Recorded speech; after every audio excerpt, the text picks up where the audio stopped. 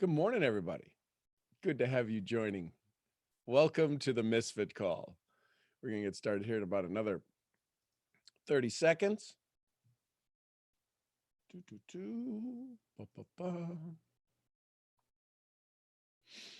Hey, and welcome. If this is your first time to the call, that would be awesome. Welcome to the Daily Awakening. It's something we've been doing for the last 401 episodes. Man, that starts to sound like a lot. Until it doesn't. So I want to welcome you. A year's worth. What's that, Chair? It's more than a year's worth. Yeah, I know. Can you imagine? So I just want to, welcome to the call. It's great to have everybody here. My name is Sean Murphy, along with a group of amazing misfits who together we have a conversation each morning to say, you know what? What am I becoming aware of? Becoming aware of who, what's that say? Did I say it right? Becoming aware of who you are becoming. Yes. Because sometimes my English ain't so good. It's good to have you all here. If you're new to the call, if this is your first time on the call, drop a N in the chat. We'd love to welcome you. Say thank you. I'd like to thank the person who invited you, or however you did come across us. Maybe it was from some interviews I've been doing or I've been doing with me. Melissa, great to have you here. Welcome. We can all throw some Melissa some stuff, and Johan. I think I'm saying that right. Garcia, great to have you here. Good morning. Send love to all these folks. Welcome to everybody, because if you're showing up here, you're a little bit of a misfit. You don't quite fit in out there. There's a mindset you have. There's a heart that you have. There's a giving you have that you love to absolutely use all the time. And sometimes people call you a little bit weird. At least that's what I find. I see RBP dropping in the comments. There's Ralph, there's Gina, there's Jasmine. Thank you, everybody. Good to have you all here. So what I'd like to start off with is just become aware a little bit, right? Become aware of the things that are around you. Listen to the sounds that are around you. I now hear the sounds of some of my external drives spinning away over there, and every now and then they'll spin up because they're doing a review of information or something. I have no idea. But become aware. Become aware you're breathing.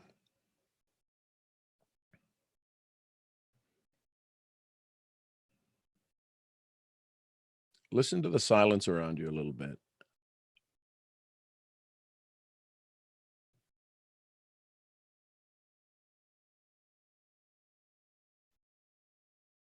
Sometimes in all of this craziness that's going on right now, we keep looking for noise.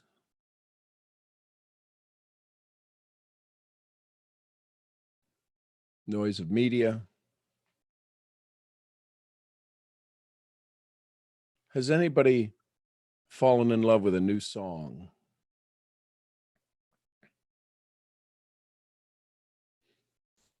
Does anybody tell their Alexa or Google Home to play a particular song regularly anymore? Something new.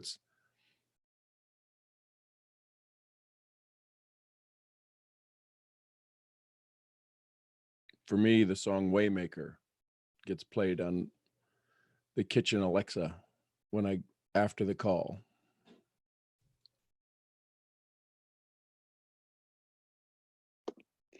There's another song, I'm no longer a slave to fear. I am a child of God, that just keeps rolling around in my head, along with Waymaker. That's awesome. And here's why I ask that. We're creatures, we're designed to be connected. And there's many people right now. Good morning, Diane. There's many people out there who have lost their connection. There's many people out there who have lost their identity because they're not going to their job. They're not going to see their coworkers. They may be seeing them online. They may be having conference calls or Zoom calls.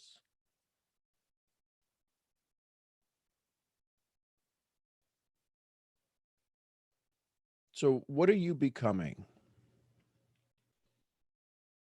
What are you learning that morning is broken? Yes. I don't know that I remember. I can't remember how long ago it's been since I heard that. So that's going to be one I'll play today. Music seems to have a way of connecting us to stories. Smell has a way of connecting us, right? I grew up on a farm, and there's certain smells that when you came in the house, and there's certain smells that when you go into a home, right? The smell of a cheesecake. My mom used to make some most amazing cheesecake, New York style cheesecake, right? They were born in New York. I was born in New York, Yonkers, New York. And then at a very early age, moved to a farm out in Ohio. But these things, what does this have to do with business? Everything. See, the scripts that everybody's looking for, the scripts that everybody wants. I don't know why I'm getting so emotional. The scripts that everybody wants are running inside of us. Who you are becoming is already inside you. This moment in time, that's a great one, RC. This moment in time is giving us a chance to breathe. You look at the things that are happening in the environment,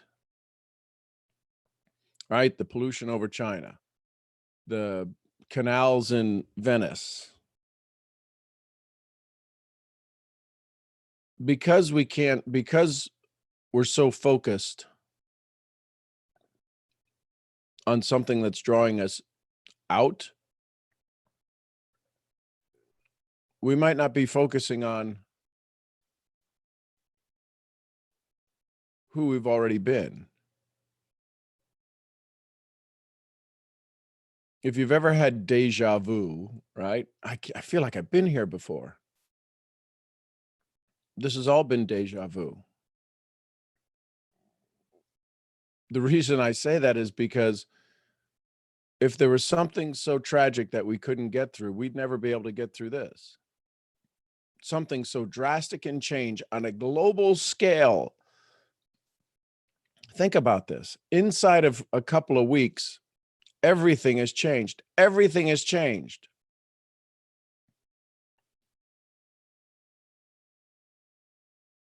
We adapt, we adopt, we step up, we stand tall, we step in, and we move forward. I'm not sure if you've realized how resilient you are, how much you've been able to awaken yourself. The thing that I would ask you to become aware of is realize how much of you was sleeping just under the surface. I was on a call last night with 7 other people and discussing something to bring a solution to the business world that could literally change the face of business, small business. And I sat there in awe of what we were discussing. 7 of us.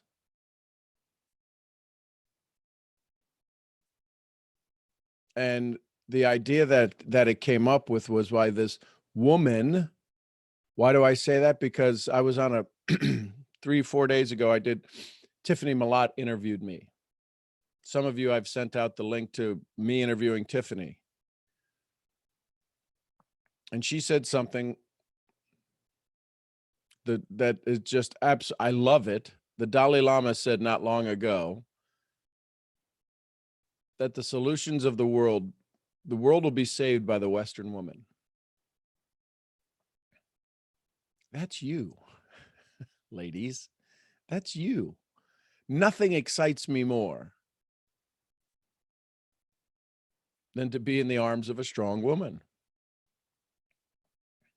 This is your moment.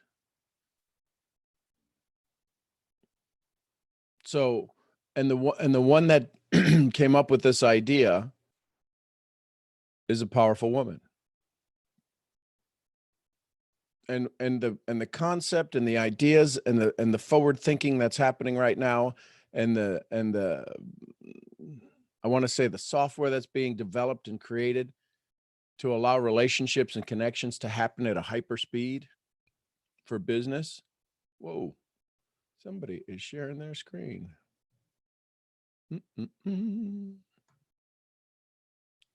There we go. I was awestruck. So I say all of this to say, what idea is right there? Is that seed that's breaking out of the shell inside of you?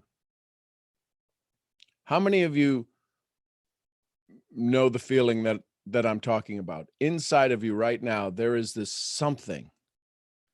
There is this something that you're like, I can feel it. It's kind of like, to use a probably not such a good visual, but the visual that came to me is, who remembers Alien? that little thing that's like, it's like growing inside, and you're like, ooh, what was that? That's what's going to happen. That's what's happening inside you right now. Unless, of course, you got flukes in your liver, but that's a whole nother story.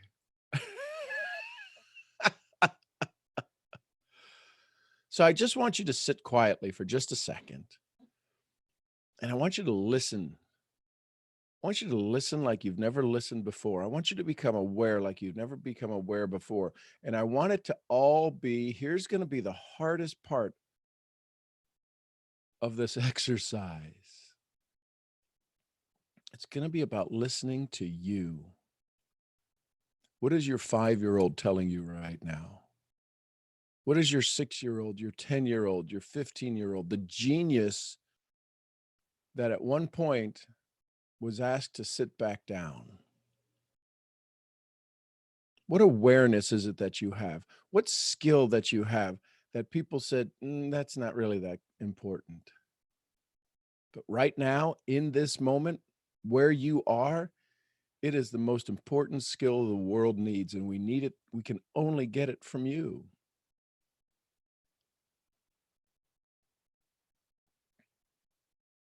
Really get focused. And the hard part about focus is trying to figure out which distraction to pay attention to. So what distraction is pulling you right now? When you see it pull you, whether it's the sounds outside, or say, and I love that, and just watch it fade away.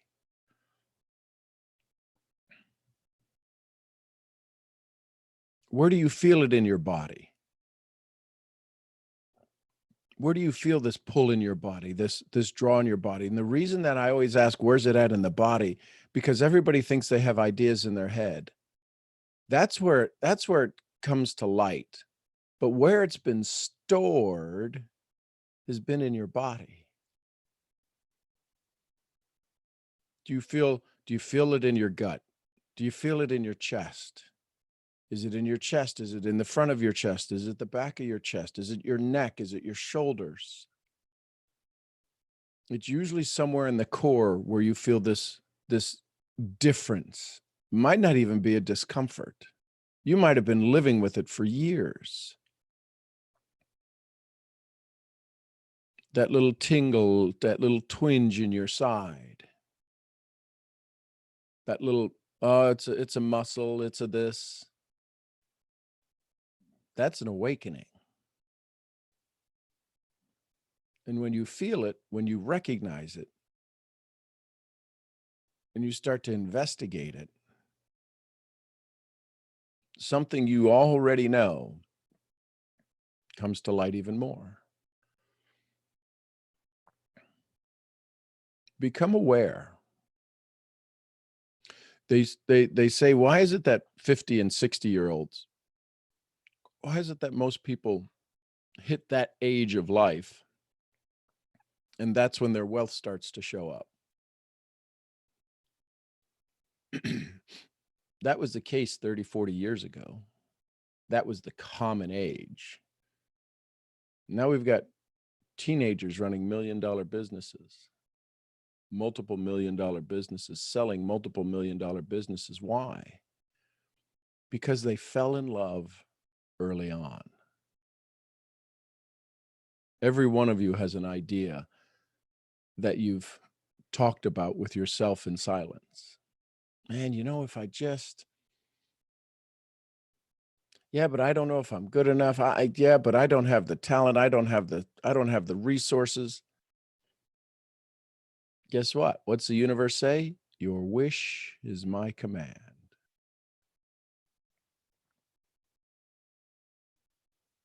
I think this is a moment in time where the big guy upstairs is going, I want to see who gets good at asking.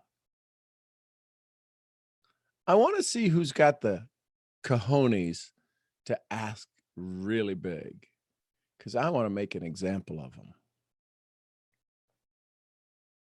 I got to tell you, this woman who is birthed this idea not 6 weeks ago, 7 weeks ago,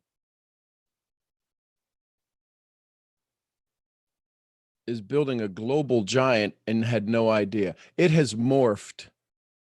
It has gone through awakenings, caterpillar to butterfly morphings a dozen times already. And it started off with a very simple idea. That was, well, that it had to happen. I mean, this, I can't have this idea. Somebody's already had to have had this idea. And here we are 8, 9 weeks later. There's something about to launch that'll be on a global scale. That's just going to be, there's 400 million users on LinkedIn. This is going to rival that. If not, and it's not going to harm it at all. It's not going to replace that at all. It's not in competition with it. That's the neat thing. There's an idea you have that's so simple, that's so incredible, that it's not in competition with anything. And why can't it be in competition with anything? Because it's being born inside of you.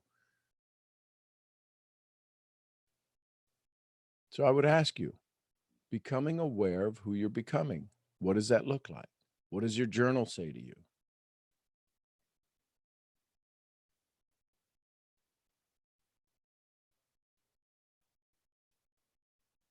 Some of you, somebody on here right now is already awakening to something, and you're becoming a little bit nervous. Yeah, but I don't want to say anything. Who's that keeping you from talking? How many times in the past have you ever said, I don't want to say anything? I don't want to ask. Well, I'm afraid if I say it, somebody will take it.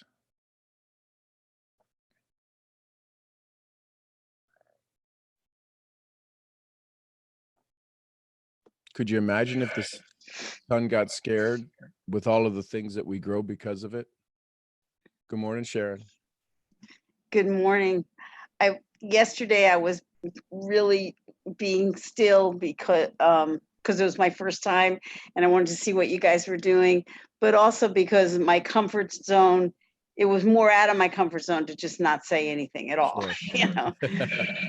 But when you were, I came away feeling like it's just possible that within this mastermind, I can break through something larger that I've been working on my whole life, And when you asked this morning, what is the idea inside us? And I realized that my whole world changed in 2018 when I surrendered to God in a way I never had before.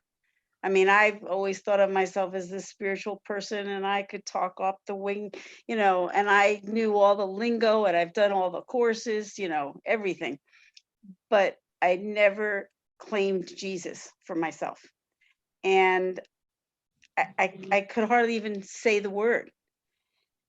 And something happened one day when I was just so broken. And I said, I went to this church and they were singing well, the Waymaker wasn't out yet, but the songs they were singing just so spoke to me. So I just cried, I just broke down.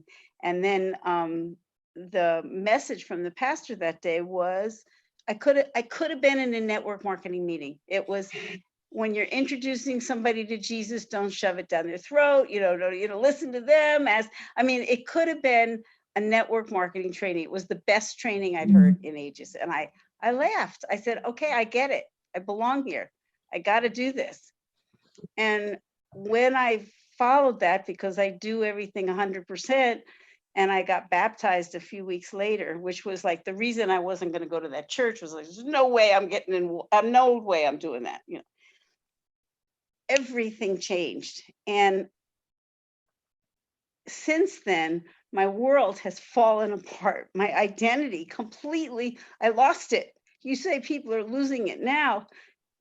It was almost like when I found Jesus, I lost everything else that I was, but I hadn't really known where it was going. So what's been roiling around in my brain ever since then is, it's like I read in a book, if you're looking for something, go read about it. And if you can't find the book, go write the book.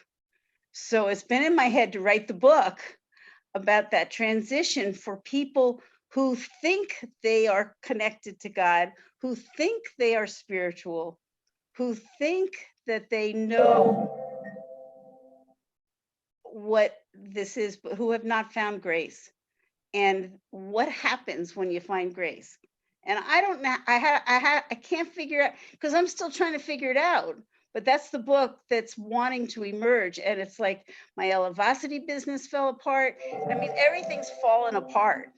My best friend Wes has fallen apart. And it's like I realized I had needed a whack on the side of my head to let that go, and keep on listening and refining the listening. And yet I need to earn income. So it's like I reached out to Rhonda about, what we're doing. And I'm just sitting here. I'm in awe every minute of every day. It's like every traffic light that changes, every single thing in my life. It's like I'm fine-tuned now. And at 74 years old, I'm just beginning. Which is a little scary because I don't quite have the same physical stamina I used to. It's 4:30 in the morning. It's like yesterday I was a wreck all day. Today I'm going to go right back to bed, I think, if I can. Well, probably, and I wish you the sweetest of dreams if you do. But I think after what you just shared, the Holy Spirit's going to be working in you, and something else may be happening inside of you right now. So, but Sharon, thank you for sharing that. One of the things that's interesting is that upon awakening, and this is awakening at any level, is when you said every traffic light and you started to put the sensory feeling in there. The best way I could explain it is that's what's being in the moment. At what point previous to 2018 did a traffic light ever excite you? ever make you become aware. This is what I'm talking about, folks. Right now, I'll sit out because we plant stuff in the back, right? I'm a farm boy, so we're always planting some vegetables. We don't have a huge garden. We've got a couple of plants here. We've got a couple of things there. We tried some new plants. There's this vine that started growing 2 days ago, right? With all of the rain we've been having here in Texas. All of a sudden, I walked outside and there's like 13 leaves already out. Already out. This is my house. I saw the vine the day before, there was nothing.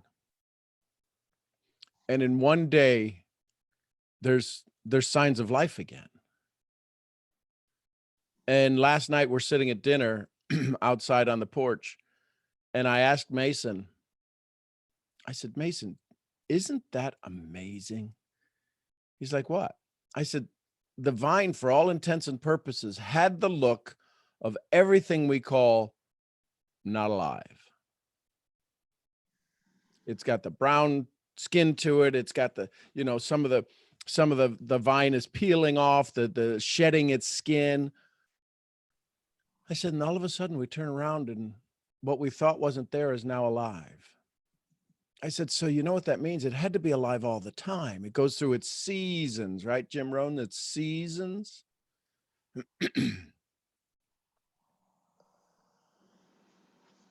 What season are you entering into?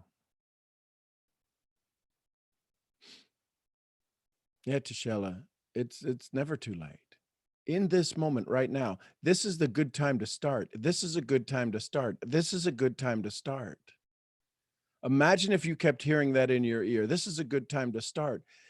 If you haven't started, you're going to get frustrated. If you're in the constant thought of thinking of getting started, you're going to get frustrated. This is a good time to start. This is a good time to start. No, because if you started, you'd be saying, you're damn right it is. This is a good time to start. You're right, it is. This is a good time to start. You're right, it is. This is a good time to become your highest self. It is. This is the best time to become your highest self. It is. Well, I need to start off up here. I need to start off on the 40-meter diving board. That's like 120 feet. The 40-meter diving board. You do, but you got to take one step to get there. Every step you get closer. Every step you get closer. Do you realize this is a step you're getting closer? Right now is the best time to start. It is. Are you starting? Whose body's got chills right now? Who got the goosebumps right now? If you got goosebumps, type GB in the chat. This is your time to start. This is you. This is you. We need you. Look at all of that. This is you. And that goosebumps, listen, the goosebumps is literally, it's the way your body vibrates in such a way to stand your hairs on end, to tighten up the cells in your body. It's one of the few times it's at that moment, it's the time that your body is aligning itself. Can you imagine living in a state of goosebump life? GBL? I don't know if anybody's initials are that, but goosebump life. Folks, it's rarely that I'm not in that state. Oh, well, I don't know how you stay in that all the time. You have a choice in this moment. Goosebumps or no goosebumps? How full of energy? Exactly right now. So I jumped out of a plane with a parachute, actually tied to somebody, tied to a guy. But that's the song that plays in my video right now. Oh, man, that song plays. Oof. Ooh. That's what I'm saying. Find your goosebump song. Play it over and over and over and over and heighten your awareness. Heighten that goosebump feeling because that's the energy that's awakening inside you.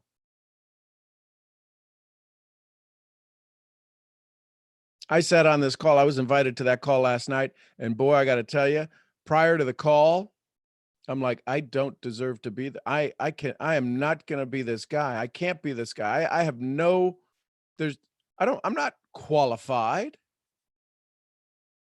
to be one of 4 trainers. What? This global giant that will have thousands of consumers of it,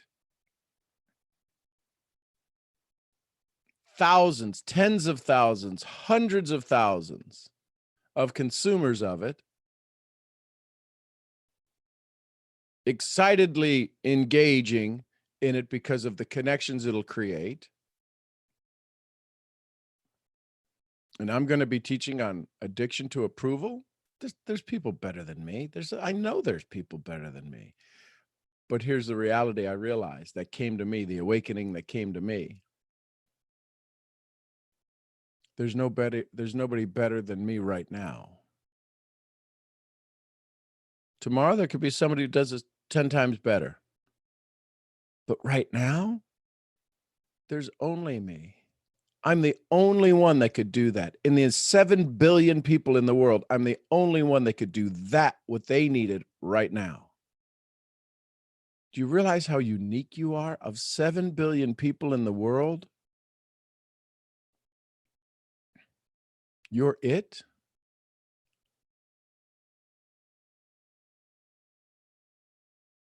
You're it. You're the one. You are the one. Nobody can say it like you. Nobody's got your fingerprint. You're the one.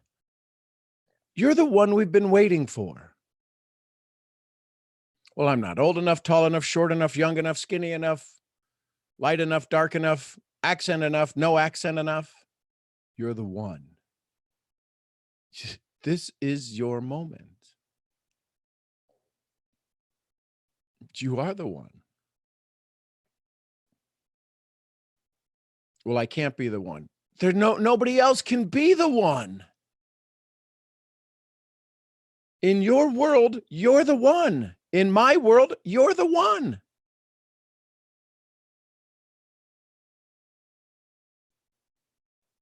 If you're the one, then what's the delay?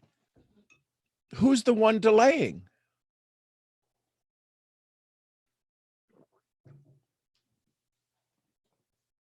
If you're the one, can there be any delay?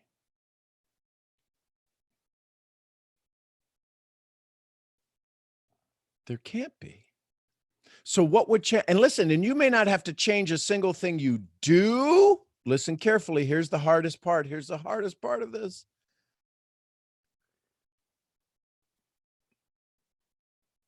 The only thing you may have to change is to allow yourself to become more.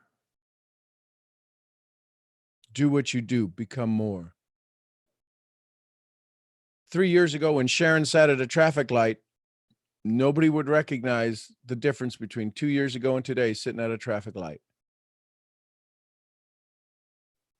But now all of a sudden, sitting at a traffic light, it awakens her. And there may be somebody that would go, did you do something to your hair? Have you lost weight? Some of you may not have heard me talk about this change, and that when this change awakens in you, it doesn't come to you, it comes out of you. Doesn't come to you, it comes out of you. And when this awakening comes out of you, have any of you, if this has ever happened to you, listen carefully, type an M in the chat for me, type an M in the chat for me. If this has ever happened to you, you've had an awakening, an awareness, you've fallen in love, you've fallen out of love, something has happened to you to where people, when they see you, they ask you if something has changed, but they ask you by your physical appearance. Have you changed your hair? Have you changed your hair? Have you lost weight? My God, you look amazing. That's your energy. That's your essence. If you can change the way you look, how many of us have ever been watching when she was on here, when she would come on screen? We watched Brittany, who has been this absolute sage of teaching. What do you mean teaching? I'm asking questions and I'm trying to figure out how to get along with my life.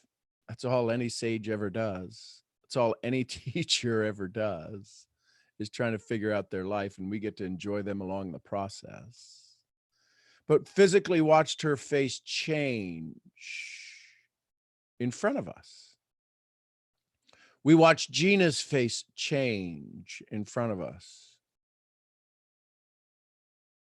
Julani's face change in front of us. I don't know how many times we've watched. I mean, Rhonda's like Play-Doh, right? When she gets on here and somebody stokes her fire, and she'll get on here and that head will start tipping and tilting, and then all of a sudden that energy shows up. And then what does she have to do? Somebody type in the chat. What does she have to do if she really gets fired up? What does she have to do? She always keeps talking about what? How is that happening? All she is, she's not like running and talking, but all of a sudden her body, her essence starts to light up on fire. Exactly. Well, don't y'all worry. I got pajamas on underneath here. So whoo, girl, I'm getting hot. The pink robe got to go. About to take this robe off, y'all. You hear what I'm saying? So let me ask you this question. How many of you are about to take your robe off right now? Have any of you had to take your robe off, your quote robe off, your old self off? I'm getting a little warm, y'all. It's still dark out, right? Yeah. I can go turn the stove on just the littlest a bit. I can go turn the stove on out there in the kitchen, just as slow as it could be, and I could see it from across the room. But in about another 20 minutes, I'm not going to be able to see it. Why? Because the light around us is going to get too bright for it. Now I can go and turn the flame up, and I could see it. I could keep adjusting the flame based on the brightness. Well, let me let you in on a little secret. This darkness that's happening, this whole global scare that's happening, is allowing you to see your own light. When does your light disappear? When do you no longer see your light? Today, yesterday, when you went through the day, when did your light not go out? When did the energy around it, when did the brightness around it make it not visible? You know why we love humanity? You know why we love people who I've got team members in Honduras who right now, every morning they wake up and they make bread.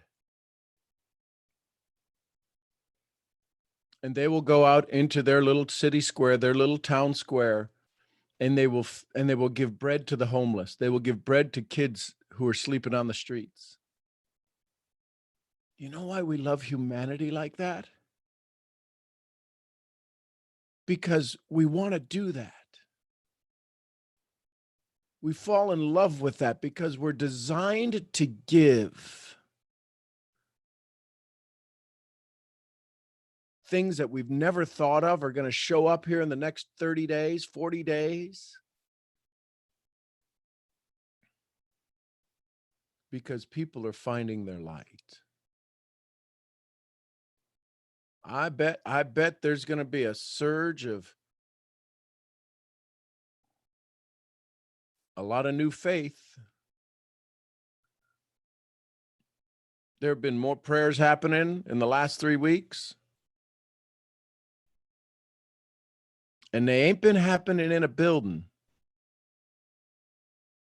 They've been happening in the most precious building of all, called your heart. And I got to tell you,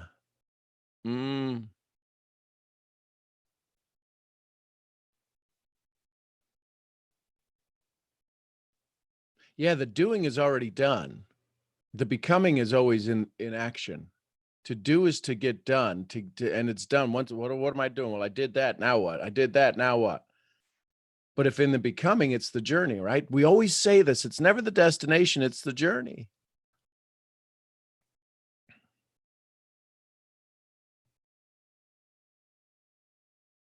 If the destination was it, why do we clap when the song is over? Because the dance we saw while the song was going on. We're clapping because we want it to continue. Do more, keep going, keep going. We want to encourage you, keep going. We stand there in awe as the dance is happening. We stand there in awe as the dance is happening because it's happening right in front of us. The becoming is happening right now. The music is being translated into the physical conversation of awe. You watch somebody who tangos. Ooh. I love that I learned salsa and merengue in Puerto Rico. Now I'm going to be a little bit of a guy here, but listen, if I could sell anything in the world, it would be rejas and spandex.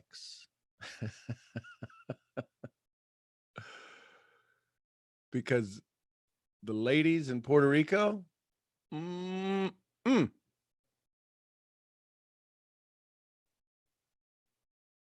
yeah.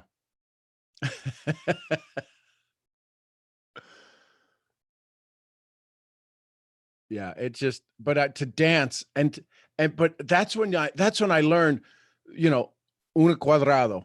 You could just dance in the one square and you could be lit up in life in one square.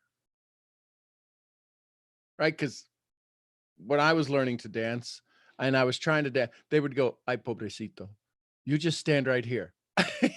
You just don't move out of that square. So when that one movie that came out with Will Smith and the other guy from King of Queens, where he Hitch. was the The movie teacher, the Hitch. trainer. What's that? Oh, yeah, Hitch. And he goes, "Don't ever do that again." That was me. That was me. But these beautiful women. And the funny thing is when you grow up in Puerto Rico, it doesn't matter how tall you are, how small you are, how thin you are, how not thin you are. Everybody's hips move. I mean, everybody's hips move. And it took me a couple of months to be able to move on Sundays. I'm like, how do you do this?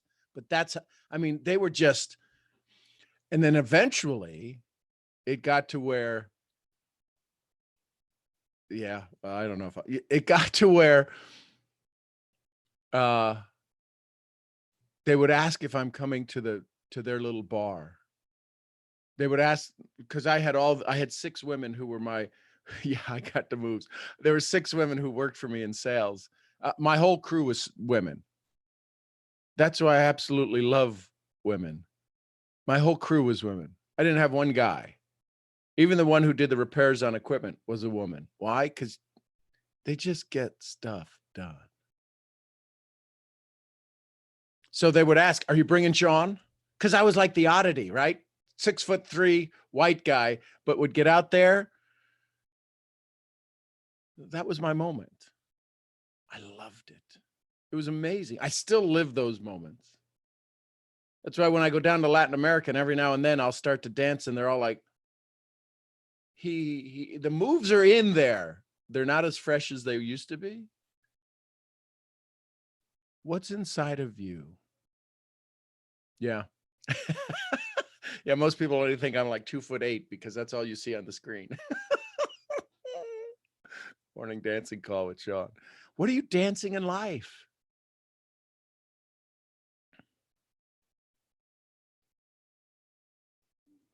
Brittany, good morning. I love when you raise your hand. I love when you share with us. Oh, this is off topic. There ain't nothing off topic. Okay. I need help, obviously, every day. Yep. Because I found myself, I checked myself about it, but I found it out. I found myself being attached again when people don't do what they say that they're going to do. Or,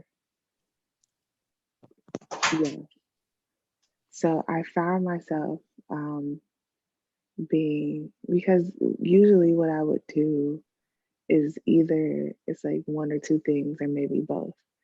I would be very, very, very mean,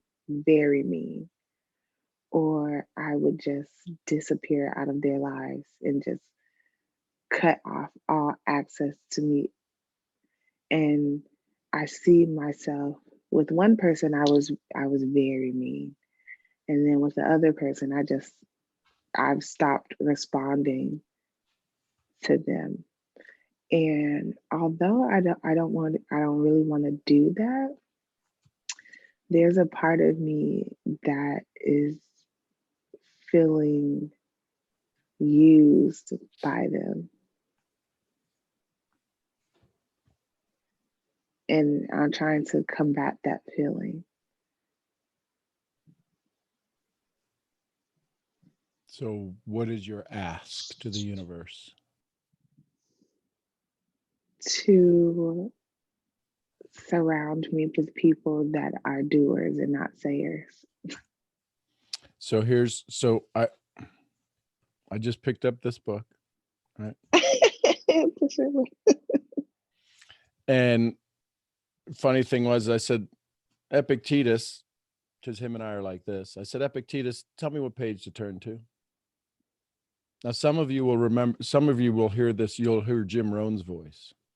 But Epictetus said 2,000 years ago, do not wish that all things go well with you, but that you will go well with all things.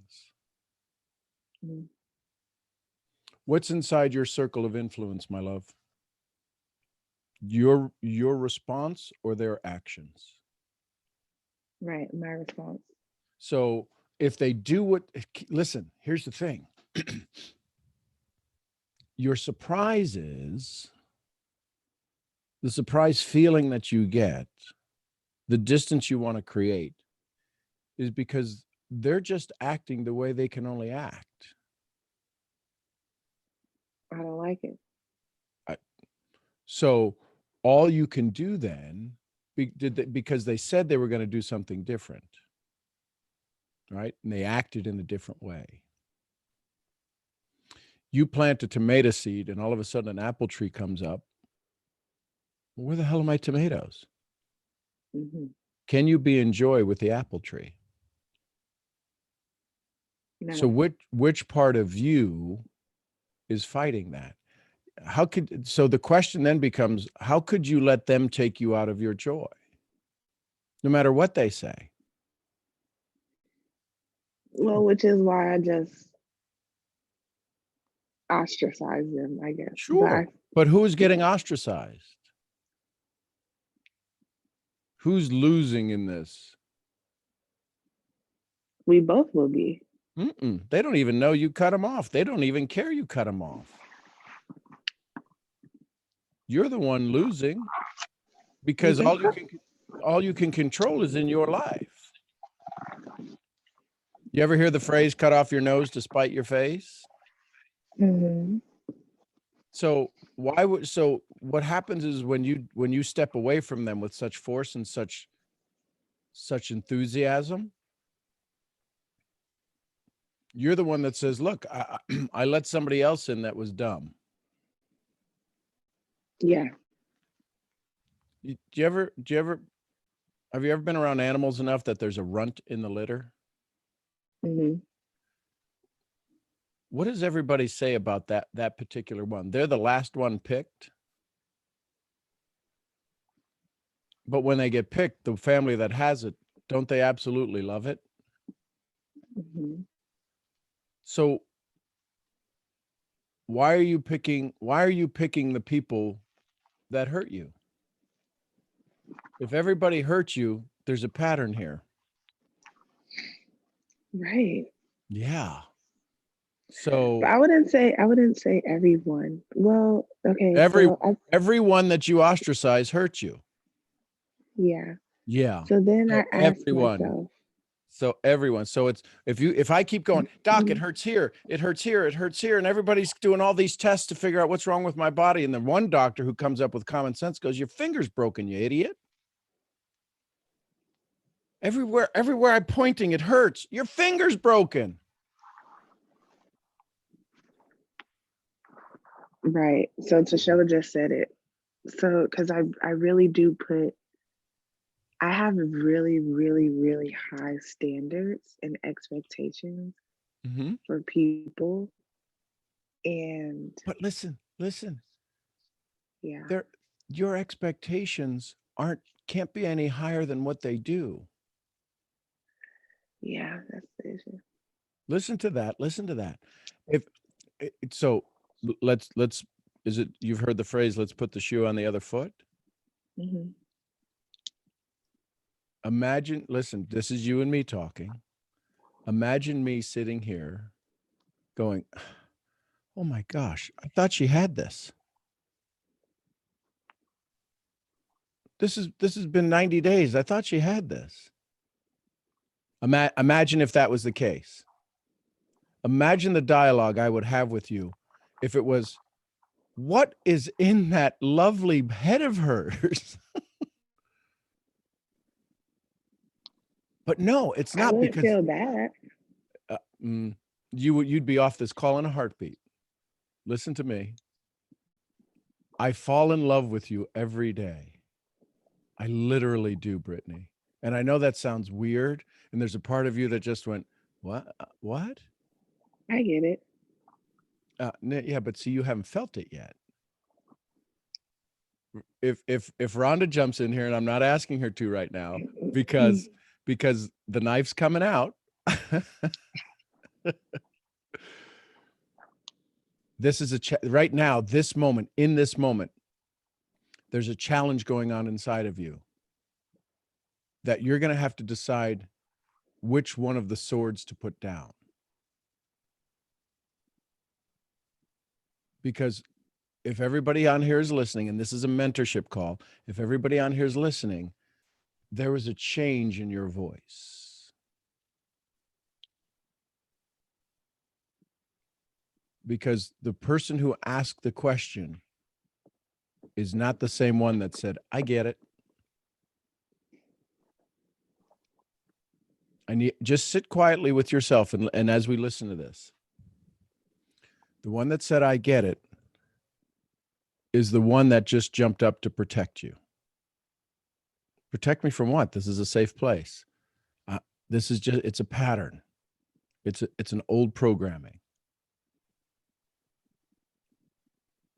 To sit quietly and fall back in love with yourself. If goodness gracious, God forbid, those people, I talk about things that cannot happen. If they passed away yesterday, would there be shock in your world? You may not even attend the funeral, but you'd be like, "Oh, wow." Or you'd be like, "I don't care." I'd probably be like, okay, well, that makes sense why they didn't do what they said they were going to do. A justification. So then the question becomes, what if everything was perfect? If you've ever watched a movie and there's a villain in the movie, you didn't leave the movie theater going, I'm glad that son of a gun." It was an actor playing a part. What you might need to do is enter into a new movie theater. Watch the play that's being played, because it sounds like there's been these villains in your life that you've actually had to come up with a protocol of how to distance yourself, of how to abolish them from your life.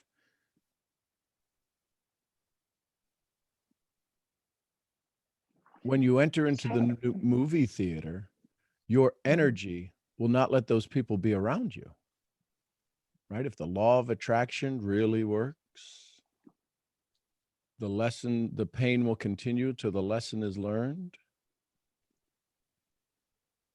So what do I have to change in me? Nothing. Just don't do what you've done.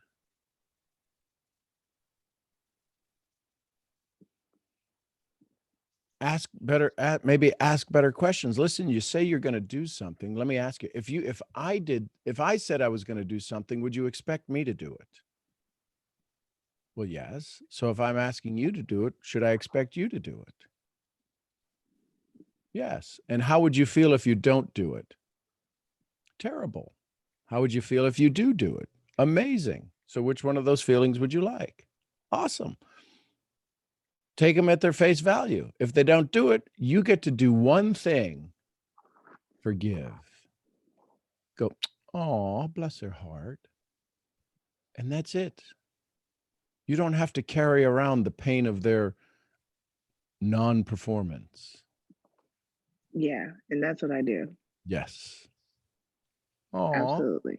bless their heart. When a dog poops on the floor, why'd you poop on the floor? I still love you. Get over here. And we stick their nose in it. Get over here. Don't do that again. Okay, I love you.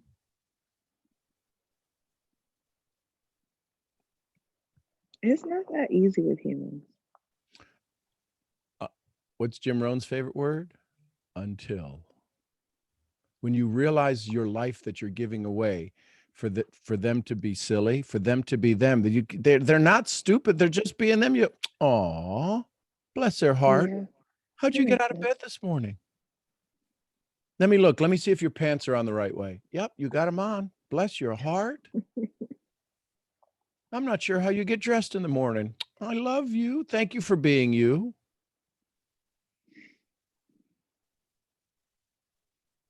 A buddy of mine, Curtis Broom, has watched me for years. And he says, I don't know how you can absolutely walk up to somebody, smack them with both hands, punch them in the gut, and they're excited. I said, I don't do that. He says, yes, you do. I go, no, I don't. I go, that's what you're hearing, but I'm telling them the truth. He goes, okay, prove it. Listen, all I'm saying to him is, listen, you know what? I've watched what you've done in the last couple of weeks, and I got to tell you, I've never seen it done that way before. You are the most amazing person in the world. Nobody can do what you do. The way you performed and the way you responded in the situation that's happening, it's the most unique response I've ever seen. I love you for being a teacher to me. And this is a person who just wrecked everything, or just absolutely was what most people would consider being an ass. And I just told him the truth. Nobody would know, and they were the only one being the ass. And I said, nobody could do what you do. You've done you the best I've ever seen anybody do you. And they're like, well, thank you.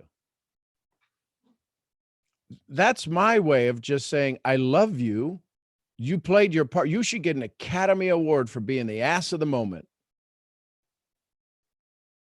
You win. You win. That's not who you normally are, but boy, you showed up and you played the part today. Because my life, Brittany, is too important to me to let anybody take it from me. When you sit in misery, you're dying. That beautiful, joyous little girl inside of you is sitting there going, when can I come out and play? Every day I wake up, I think I'm getting ready to go outside. But the second the first thought I encounter in my morning makes me have to sit and look out the window. And it's a beautiful sunny day out and I can't go outside. I can't come to the surface. I can't go on stage. That's you to you. You cutting them off doesn't make their day miserable. It does it to you, and you don't deserve that. That old story of you, that old protector of you, they can just sit their butt down for right now. You deserve, this moment in time is bringing you to a surface. There's so many distractions that are causing you to not focus on you. Mm-hmm. You've got an amazing oracle in your life called Granny. You call her, she go, and I go, I'm going to use movie stuff, so please know I love you. Baby girl, Oh, this ain't nothing. Yep. You're a child of God. He'll take you. Did you pray today?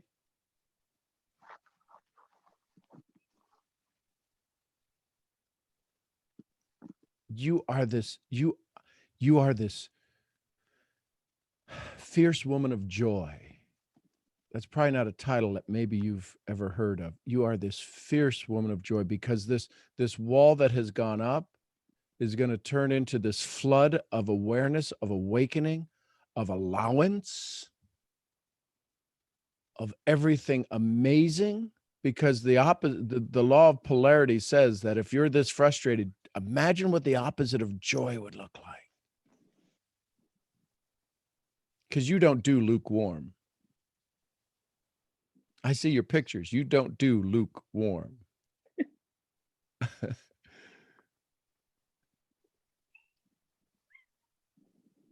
Right? The tie string on your sweats is probably bedazzled. I mean, there's something sexy in the smallest little part.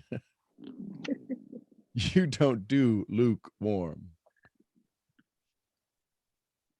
And so the reality is that we polarize sometimes to the place to where people don't want to notice us. We become unnoticeable. It's okay for you to be noticed. Why do you think you put, goodness gracious, bunny ears on your picture? Yoo-hoo, look at me. It was cute. Yes, it was cute. It was sexy. Yes, it was sexy. But it was also, that's a grown woman, right? With bunny ears on. She's got a sense of humor. That is, unless she don't like you.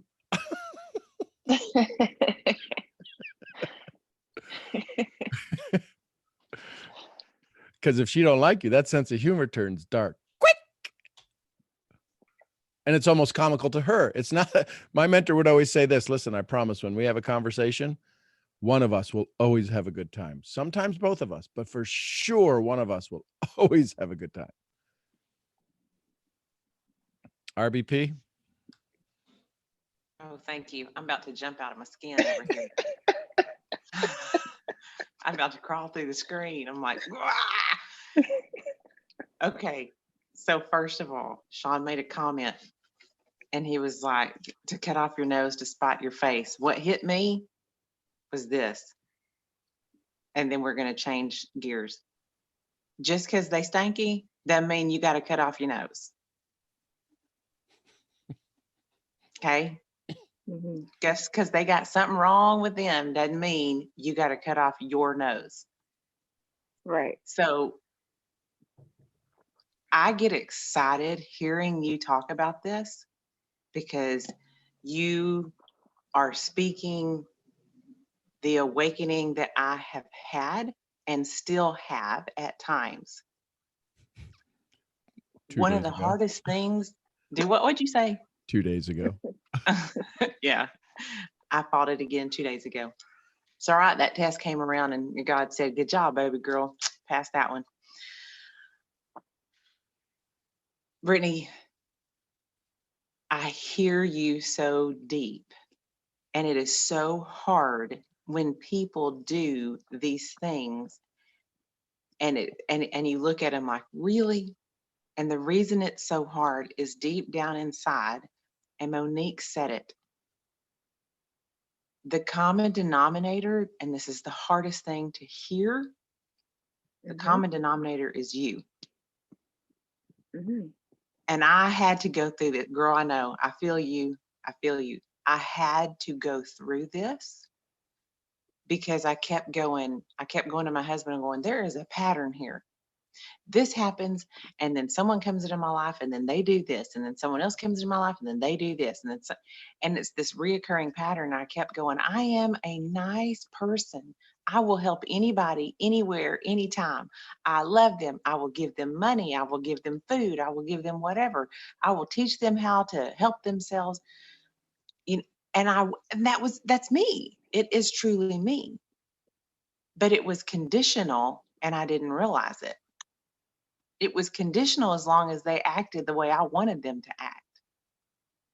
Oh, Yasmin. And when it's conditional, that is a big red flag for a pattern that needs to be broken, or you just stay in the same place. But Okay. hang on. But with the way you're showing up on these calls, the pattern is being broken. You're just becoming aware that there is a pattern and that you're now slightly capable of thinking the pattern can be broken, which is why you showed up and you asked. This is almost verbatim what I did. Your timeline is faster than mine, so you're not near as hard-headed as I was, but it's almost verbatim with what I did. And this is why now you will eventually get to a point where you can celebrate those people that are just confused followers or confused people in your life. You'll be able to celebrate them.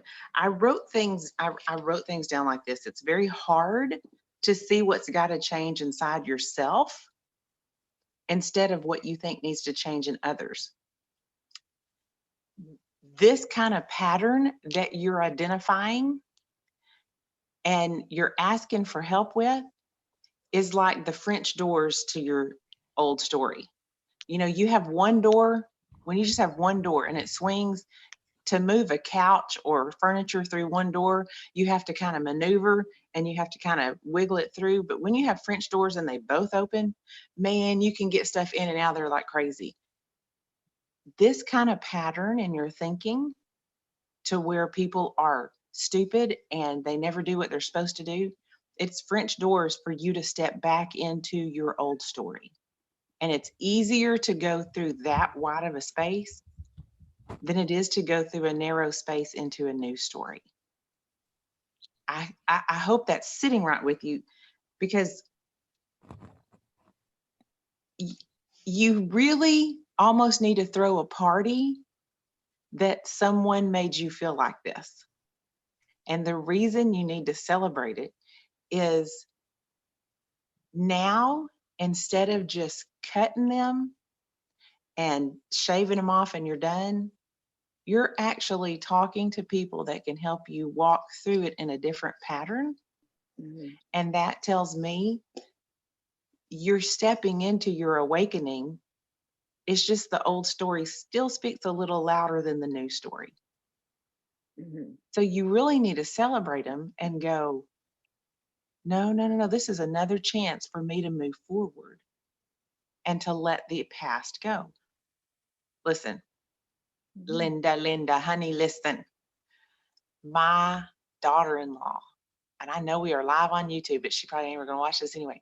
My daughter-in-law, I have two daughter-in-laws. My daughter-in-law will not speak to me still to this day, and we don't know why.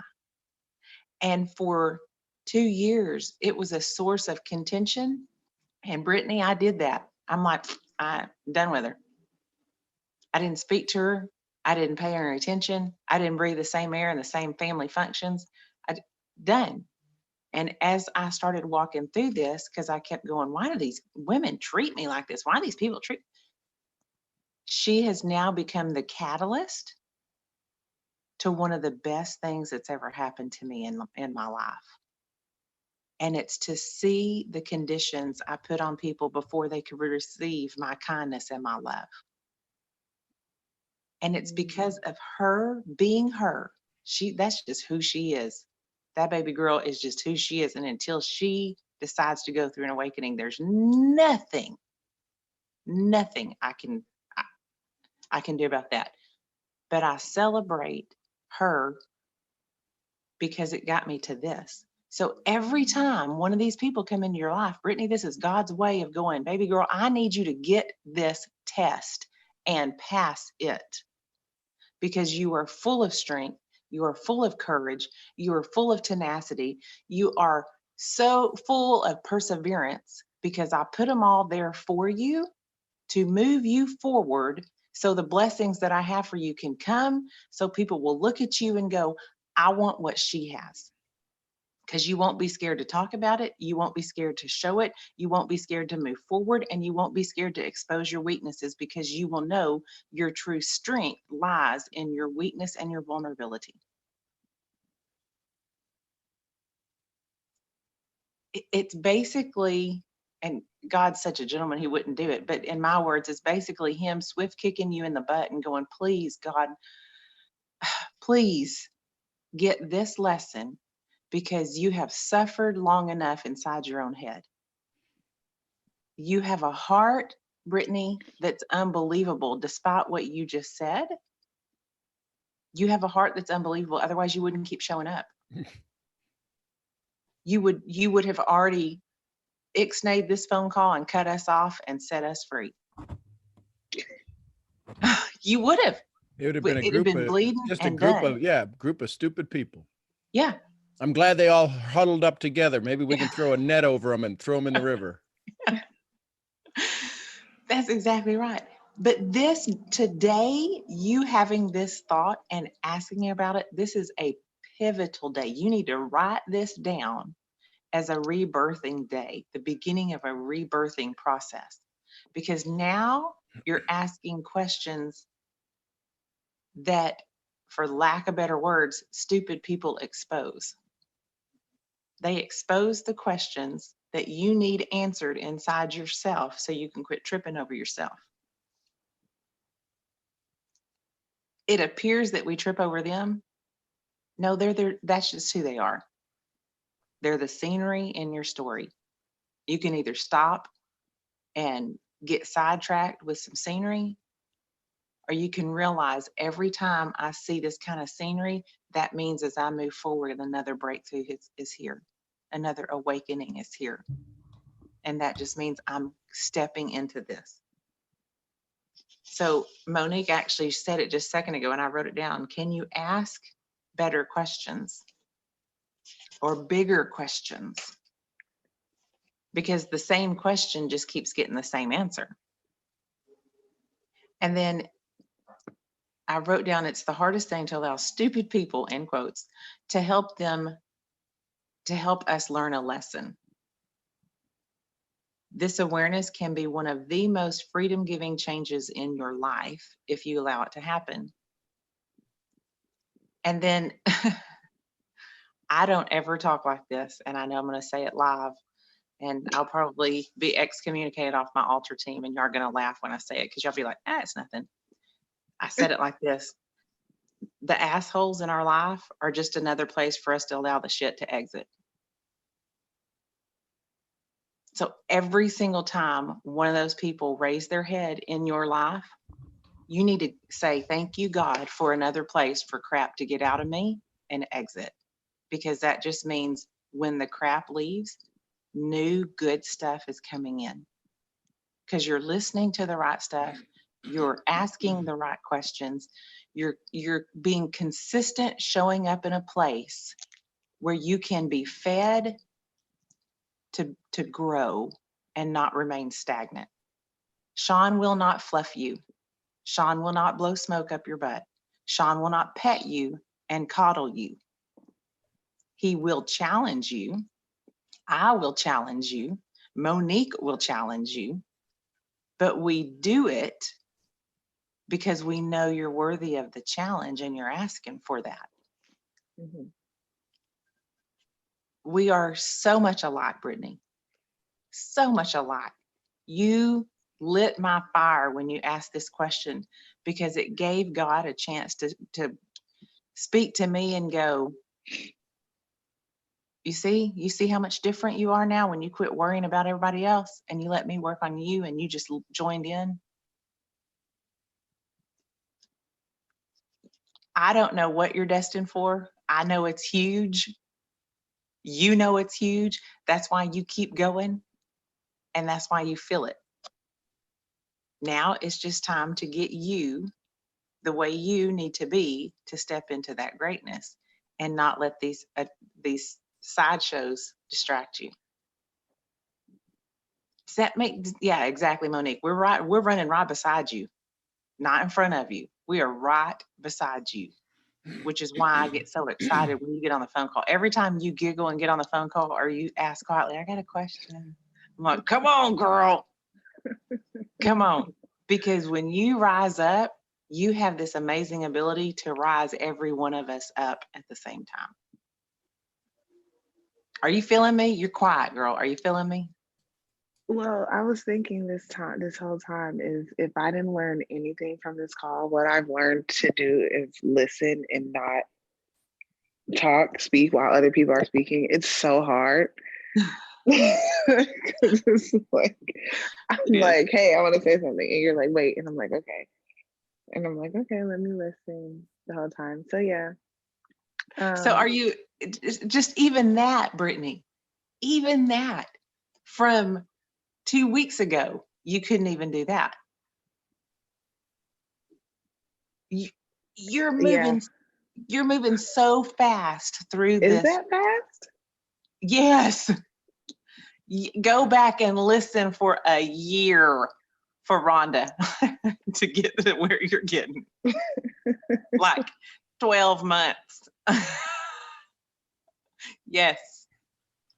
Yeah, Sean earned his titles last year because of me. Yes. It also might be because, like, as we're having this conversation, I've had this conversation with myself before. I've written it down before, and I've been looking for the answers before. So that might be why it seems like everything's happening so fast. It's just that the questions have always been there. I've just always been seeking the answers, and now that the answers are here for me to see and listen to, it's part of me is like, okay, here's the answer, but a part of me is I still have to do like hear and then apply, and it's the apply part that becomes a little bit challenging for me, just in general. But now that I'm just so much more aware of, hey, you need to apply this, then I'm able to slowly but surely apply. But which is why I can say like, oh shit, like I didn't apply it. Like I messed up. Like I went back. Let me get on the call and ask about this because I didn't do it. But the question that I have, because we were talking, so and it's crazy because you said that, okay, so as I critique others and as I critique and condemn others, I know about myself, but I choose to be, because it's not permanent. So until that, I am a hypocrite. So as I critique and as I criticize and critique other people and condemn them, I'm like, dang it, I'm doing the same thing. I'm like screaming at them for doing to me what I do to them, right? Mm-hmm. And I've noticed that about myself, but like I still stay strong in my screaming, and then they're like, hey, did you know that you do this too? And I'm like, I try to justify it, but then when other people try to justify it, I'm like, don't try to justify it, so it's like, okay, so which goes back to, oh, Yeah. I thought my friend's in there. I thought the cat just flushed the toilet. I was about to say, oh my God, that's crazy. But I asked myself, like, okay, what is it within me that attracts people that are, I'll just say, deceitful? And I'm like, I don't, and I'm like, Hang on. Repeat that question. What is it within me that attracts people that are deceitful? Wait a second. Ask that question. Who's the most important person in that question? Yeah. Me. Listen, you're not attracting anybody. Listen to me. You're not attracting anybody. You have your sensor on that you get attracted to them. This is not about them showing up in your life. You continuing showing up in people's life who are acting exactly for what you're looking for, and you're surprised When you find them. Okay, so how am I subliminally doing that? Because It ain't subliminally. You are well, how, physically in okay, well, how am I doing that? because you choose to. You choose to find people who you can fight with so you can't fall in love with you. Yeah. Maybe. No, not maybe. I'm going to tell you right now, and I'm speaking to your subconscious mind. See, listen, you need to hear this very clear. You would say that to other people, and because of your strength, they would believe that shit. You are dying on the inside because you keep looking for the things to kill you. When you awaken to your own greatness, you will shed a tear. And stubborn equals love. We said this the other day. When you decide to shed a tear and awaken to your world, man, we better hold on. But this ain't you drawing people in. What am I doing that's drawing people to me like this? You ain't drawn nobody to you. You have searched these people out. So I can fix them. So maybe you could what? Fix them? No, you've been trying to fix you, girl. You've So been I trying can to fix you. fix myself You through think all them? of this is on the outside? There ain't no world exists outside of your skin. There ain't no world outside of your skin. You mentioned the word hypocrite. You're being that to yourself because you know of your greatness. We hear of your laughter, and we What hear is when it's real laughter. happening? Say again one more time. What is happening? Like, what do I have to do? Like, Tell your story. I Man, don't know it. let me add something to this. One of the things that Sean helped me do that helped me with this thought that you're having right now is, I keep attracting all these, I always called them low rent people because that's how I felt about myself. Now that I can say that now that I know that, is he kept putting me in places around people that I didn't think I was worthy of being around, despite me always saying, no, I'm worth this, I'm worth that, I'm worth this, I'm worth that.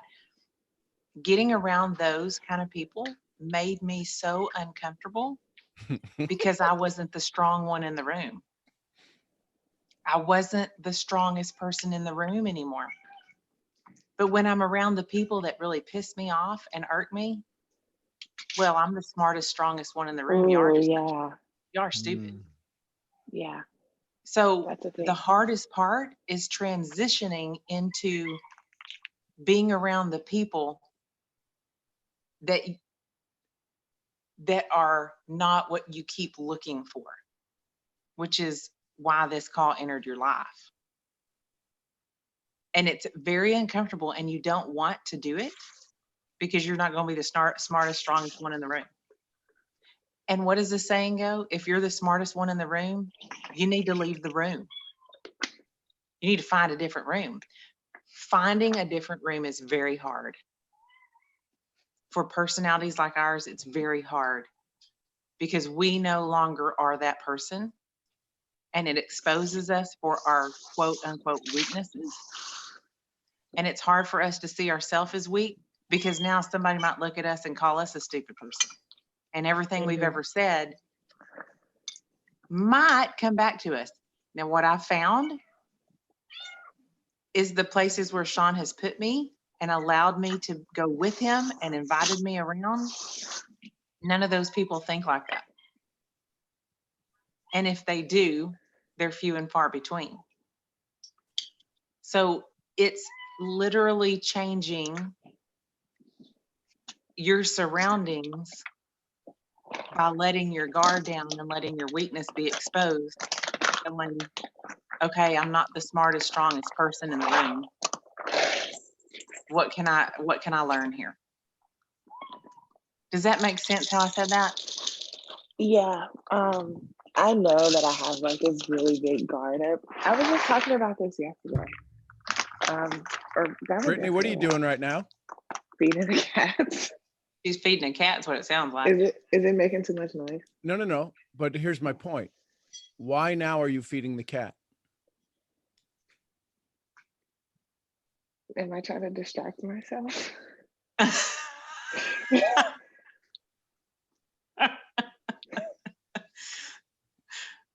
Y'all get this, folks? Oh no. Yes, that's exactly why. Did the cat meow and you said, let me go take care of it?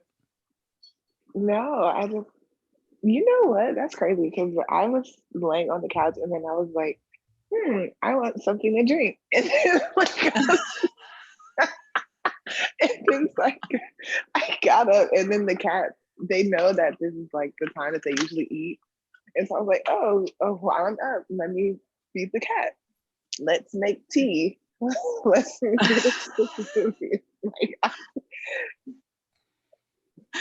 Let's do everything we can besides focus on what needs to happen here. Exactly. And this is have been Go ahead. caught. You've been exposed, girl. Yes, I'm exposed. Folks, and this and we listen, we can all justify it. So I want you to hear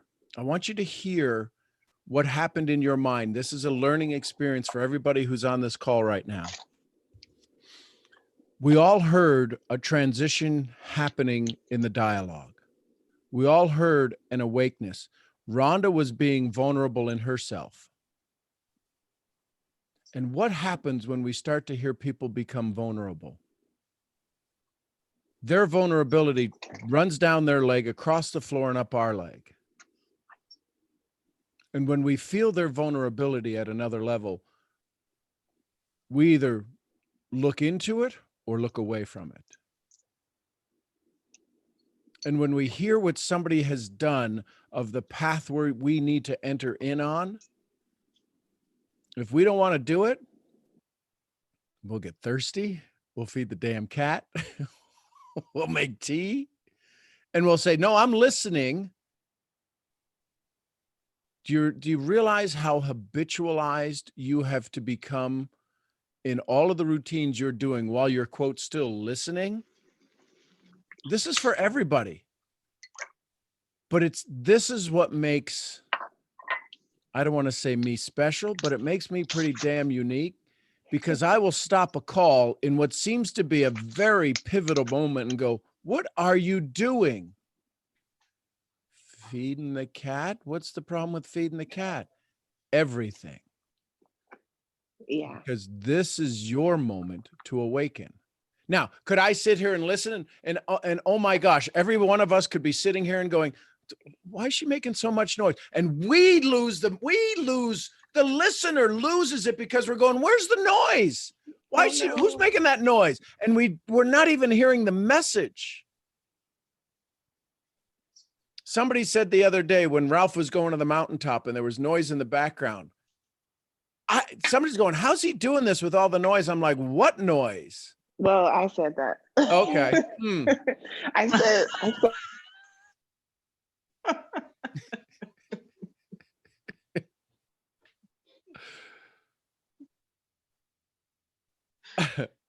Did we lose Brittany? I don't think so. Monique's she wanted to say something to all this. Yeah, I wanted to say something, but wait a second. We need to make sure Brittany's here. I know. That's what I was just about to say. Okay. She there? Yes, she says I'm here. Okay, so Brittany, she was making a lot of noise. She didn't want us to hear. Right. So Britt, I don't know if you are too young to know this movie, but I know definitely Sean and Rhonda are with me in the age group for this movie. But I was thinking about the movie, The Never Ending Story, and the parallels of your life to this movie, because Falcor! Right. Have you ever seen the movie? no. Okay, you need to go watch it. So understand this. This movie is very deep, okay? But it's basically about a kids movie. It's a kids movie, but it is so deep, okay? And it's got a parallel between these two boys. One is a boy like in modern day at the time who suffers bullying, and they kind of imply an odd relationship with his dad that maybe isn't a healthy relationship. And he goes up into the attic and he reads to escape his life.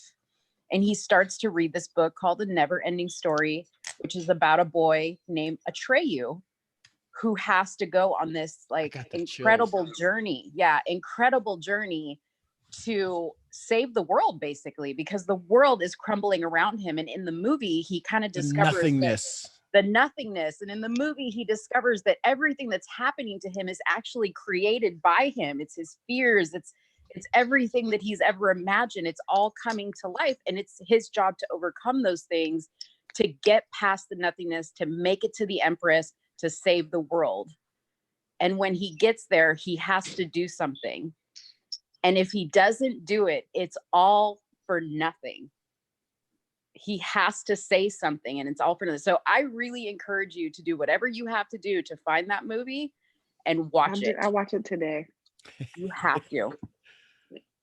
Am I not right, Rhonda and Sean? Is that not like the movie that is like Britney's life? Yes. Yes. So basically, that's perfect. I'm like watching this movie, like, oh my God, don't do that. But like whole time I'm the main character. Yes. Yeah. The whole, you know, there's actually a scene that it's a very popular scene in the movie where he is riding his horse through a swamp. And he gets to the swamp, and the horse starts to sink in the swamp. And I forget how he finds this out, but basically it's his thoughts that are sinking the horse. It's his fears that are sinking the horse. And if he doesn't change his thoughts, the horse will continue to sink and he will lose his only friend in his journey. Oh. And yeah, it's a very emotional scene. But again, you have to be able to see past what you're actually like visually seeing in that movie, because there's so much deeper meaning. So that's crazy that you say that, because I feel like I've told myself, I think I wrote down in the journal that I've been like a third party to my life this whole time. Like, I don't understand that. I don't understand that. My life has been ebbs and flows of, oh, I know this. Oh, I don't know this. Oh, okay. Like, oh, dang, I learned the lesson. Now I didn't learn the lesson. Like. So Brittany, there's something that just popped up again. I know I've said it before. Be aware. Imagine if you had to spend $10 every time you say the word like. Because that vibration of you liking life is what's stalling you. That one word, if you removed that from your dialogue, your brain would absolutely crash into a wall. Okay. Listen, if you were a student of mine, you would pay me $100 in our mentoring call for every time you'd say that. And you would have to pay it. Otherwise, the next mentoring call wouldn't happen. And you know what? You may only say 6 words in a call, in an hour call, but it'll be the best $500 you ever spent. Because that is part of a pattern that is causing you to be liked by others. All you're saying every time you say it is like me, just like me. And nobody wants to like you. They want to fall in love with you. It can't be that simple. Okay. You're right. I'm so intrigued by myself. Like, I'm so like you're what? I'm so intrigued by myself. Okay. Like, yeah, you just said it. You owe me $100. Did I? Yes, you did. How many of you just awakened? Okay, Jasmine. Twice. Mm-hmm. Okay. Nah. Okay. Let me help you with that. Instead of saying like, you can replace it with as if, and then you're asking a question that will bring an answer to you instead of just remaining in like. Okay. You're asking a question, it's going to bring an answer to you. Blah, blah, blah, blah, I'm blah. afraid As to talk if. now. Yeah. And yes, finally. It's the first time you've become aware of your words. Write that down. I'm afraid to talk because your talking has been disguising who you are. Come on Yes, now. it has. And you're afraid to talk because now we get to hear you. Do you know how loud, you are in your silence? Welcome to my world. Thanks for coming on in. You have now entered into the world of being a student. That was awesome. We have listened to you. We have heard you. And you know I love you, right? I need to hear you answer that. Yes. We have put up with your story. That is not true. we have put up, we have all dealt with it. And people hang on every word that Brittany says because everybody's saying, I'm just like that. You know what just happened to so many buttholes that just puckered up and sucked the seat up? They're like, oh my God, he just did that to her. No. Welcome to my world. You just allowed that to happen to you. You know what I just realized? So I was talking about people deceiving me when the whole time I am deceiving people because I'm not being my true self. Right on the nose. Bingo. Da, da, da, da, da, da. And the grand prize winner is Brittany. What'd she win? A life filled with her own dreams. Tell her what else she won. A world where she can have anything she wants. And that's not all. Let's go behind door number 4. What's there? There's nothing there. It's called peace. So when do I know when I'm being my true self and when I'm not? Well, at least now you have a reference point.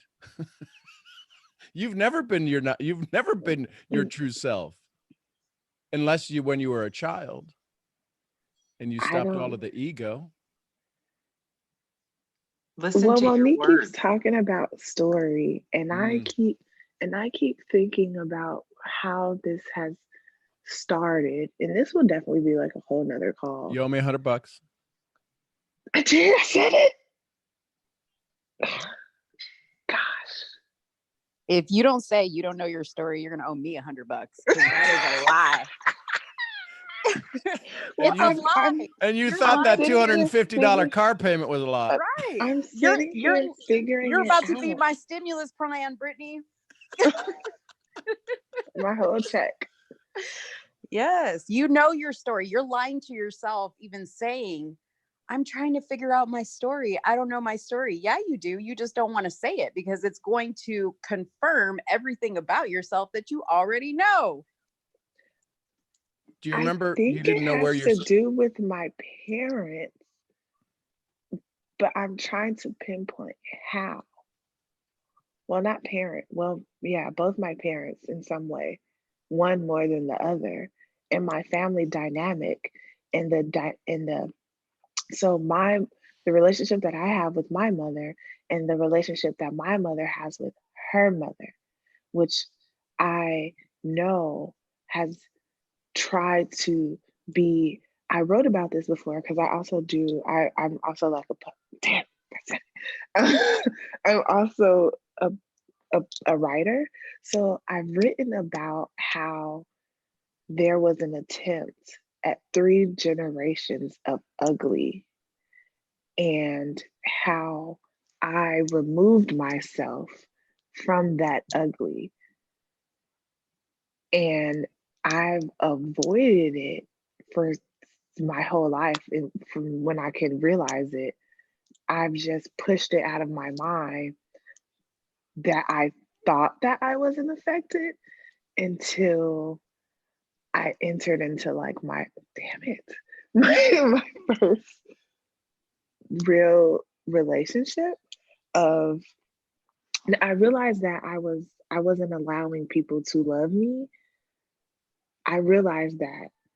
And I wasn't loving people back. I wasn't loving people and I wasn't allowing people to love me until I entered into this one romantic relationship, and I literally just completely unearthed myself And I was like, oh no, he's gonna hate this, right? But he absolutely loved it. And I was like, wow, that's cool. But then when it didn't work out, I went back into recluse. I think that's the word I want to use. And I was there all over again. And then it happened again. And I unearthed myself. And he absolutely loved it. But then it didn't work out. So then I went back into my shell. And here I am telling my friend, I can't love you how I want to love you because you won't even show me who you are. And I'm just like, Britt, you're not showing people who you are. Like, how are they going to be able to love you? I am just one big contradiction. I don't know what to do. Breathe.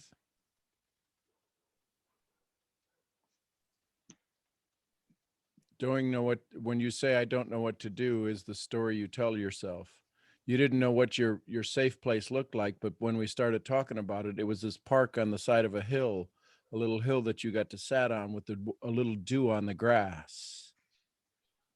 All of that was inside of you. I never gave you one of those instructions. You revealed it to us. The sun is warm.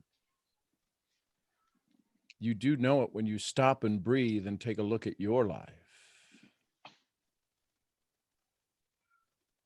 And during that whole time, that whole dialogue, that whole expression, when you get nervous, the word like shows up all the time. It never showed up in one of those sentences,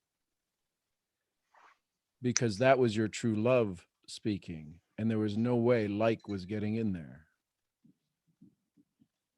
I don't understand any of this. Yes, you do. That's you. That's you, the resistance. You're smarter than this. You know how I know you already know it? Because you're the one that said it. That's your story showing up. That's the one that goes, no, we're not. We just told a big part of our life. I can't even believe we said that. So what we're going to do is we're going to force this conversation into them telling me what to do instead of me having told them what I just did. How long do you want to wait to know this? I don't. Well, that was an interesting answer. Let me ask the question a different way.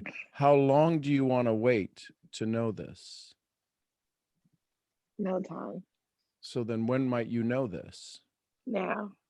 And if you knew it now, how would you feel? Mm-hmm.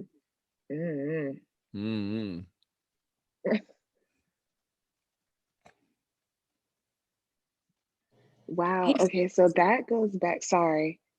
Go ahead. No. You go ahead. No, you go ahead. Because I was about to, because you said, how would I feel? And I said, I don't know. And it's obvious everybody on here, I've exposed myself that the unknown terrifies me. Well, that's why I keep telling myself, because I don't know how to operate in the unknown. I can't maneuver how I want to. I'm blind in the dark. What's going to pop out?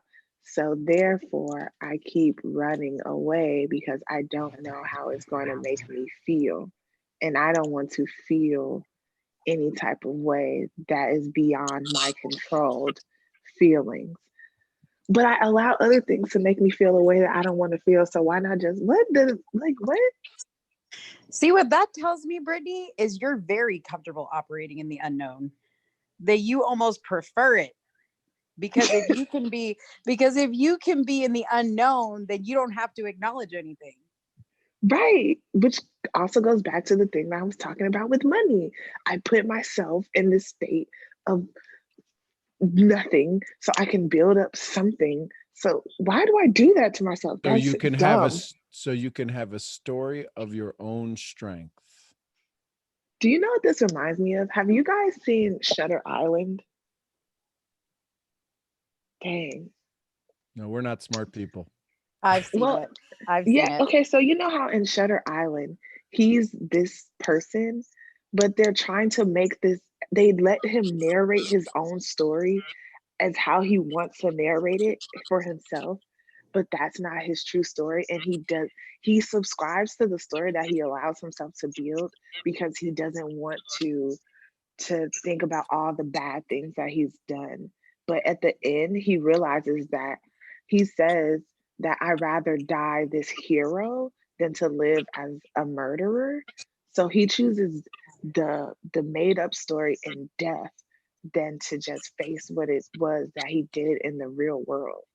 Right, because he rather die than just create a new story. Yeah. Because it's that easy. Look at Rhonda fanning herself off. I'm ready. I'm so hot over here right now listening to this. Hey, Britt, what is the ugly that you were talking about? So what, for simply put, is a lack of love. It's, and this is, wow, I'm really about to say this on a public platform.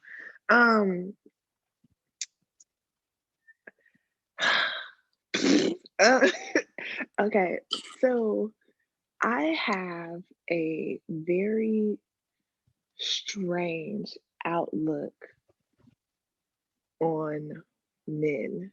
I will emasculate a man in a second with my words and have no remorse for it. And I always wondered, like, why am I like this? And it goes back to 2 generations, my grandmother.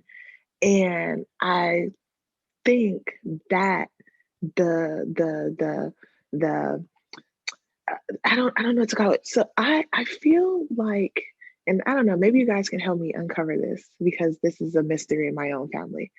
I feel as if my grandmother was this very happy, healthy lady. She bore 3 children for a man that was physically abusive. And my mom is the youngest. And so my mom's the youngest, so she was still in the home while all of this transpired. So, boom, grandma happy, physically abused, left by my grandfather. And I feel as if that shattered everything. So, I believe that that aggression, because my mom looks just like my granddad, like that aggression was taken out on my mom. I don't know the 100% sure story because my mom also battles with, like, damn it. My mom also battles with telling her own story and living in a state of delusion. She doesn't want to dive into her own emotions. And I see the trauma. So then that boiled down to my mom not feeling loved by my grandmother. And my mom, even till this day, she's 52 or 53, not feeling loved by anybody, like anybody, not even me, like anybody. And so when I started to say, I'm like, yo, like this pattern of being unloved, I can't, because my dad's side of the family is completely opposite. So what I did, and I with the so I used to love, like, damn it, um I was a child, so I didn't know, but my mom and my grandma would argue all the time. Argue, like all the time. Never peace and harmony, ever. And I never really thought about, like, why that was because I was a child. So once I reached the age, and I'm just so grateful for my own state of mind, once I reached the age that I could notice it, I didn't want to feed into it.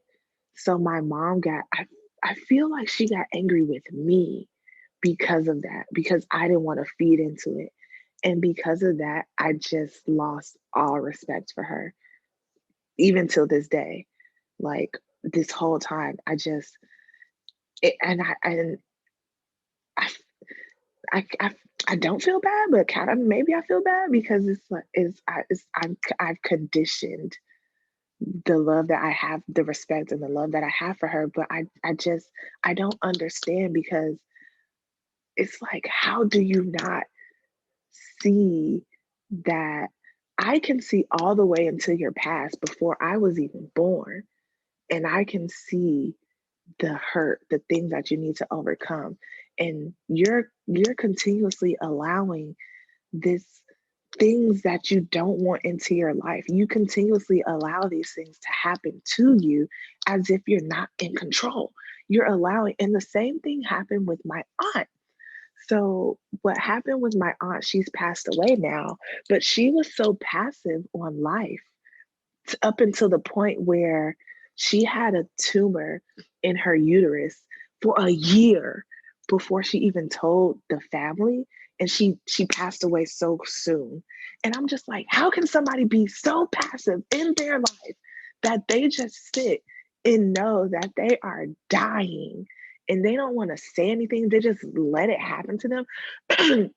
And so I'm like, okay, what does this have to do with the relationship with my grandma and my grandpa and their household, which almost trickled down to me?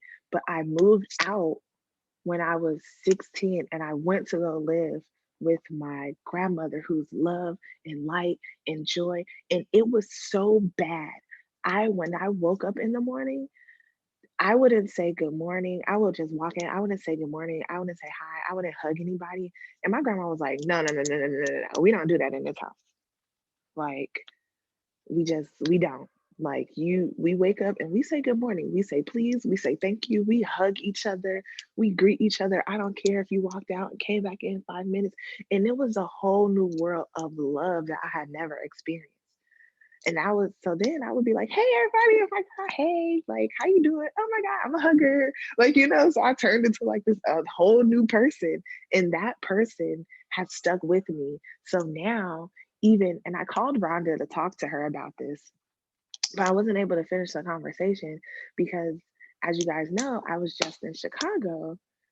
At my mom's, but she wasn't there. She was with my grandma, but she had to come back home. So she came back home and I was just distant. I was just silent.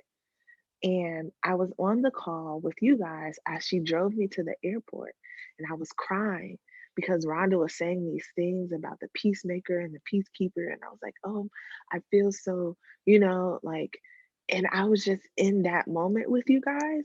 My mom was just like, and she knew that I said, like, she knew that I was on the call, but she would speak out loud. And I was like, okay, she knows that I'm doing this, but why is she doing that? And when she dropped me off at the airport, she didn't say anything. She didn't say anything. She didn't do anything. She didn't get out the car. She didn't say, have a safe flight. She didn't say, love you. She didn't say, safe travels. She didn't give me a hug, anything. So I just got out the car and I said, toodles, see you later. And I got to the airport, and then she texted me like, damn, said it again. So the reason that I went to Chicago was because now my grandmother is in a nursing facility and my mom was going to be gone in LA. And I went to Chicago to watch after my grandmother, but I wasn't able to do that because of the whole illness that's going around. So nobody was able to go in or go out of the facility. So my mom was like screaming at me every day as if it were my fault. And I'm like, Mom, I think that that's really selfish for you to try to force me. I just came from New York. I just came from Atlanta to New York, now to Chicago. I don't know what's going on, but I'm not about to go up there and see this lady who also she had coronavirus in like January or December, but we didn't know what the hell it was, right? And they told us like she has coronavirus, but we didn't know, so we were just like, okay, whatever, like heal her, give her medicine, whatever, blah blah blah. And like now there's this big uproar, so I'm like, okay, she was already exposed to this thing and she's living in a nursing home with these people. So I'm like, okay, she's already, and I don't want to say I don't feel like maybe I do hate her, I don't know that. Like maybe I do, but I also don't respect her for putting my grandmother in a nursing home. So which is why I try to work so hard, because that's just something that I want to change. But I don't know if I'll be able to accumulate the type of money, I'm about to cry, accumulate the type of money that I want to get her out of the nursing home before she passes away.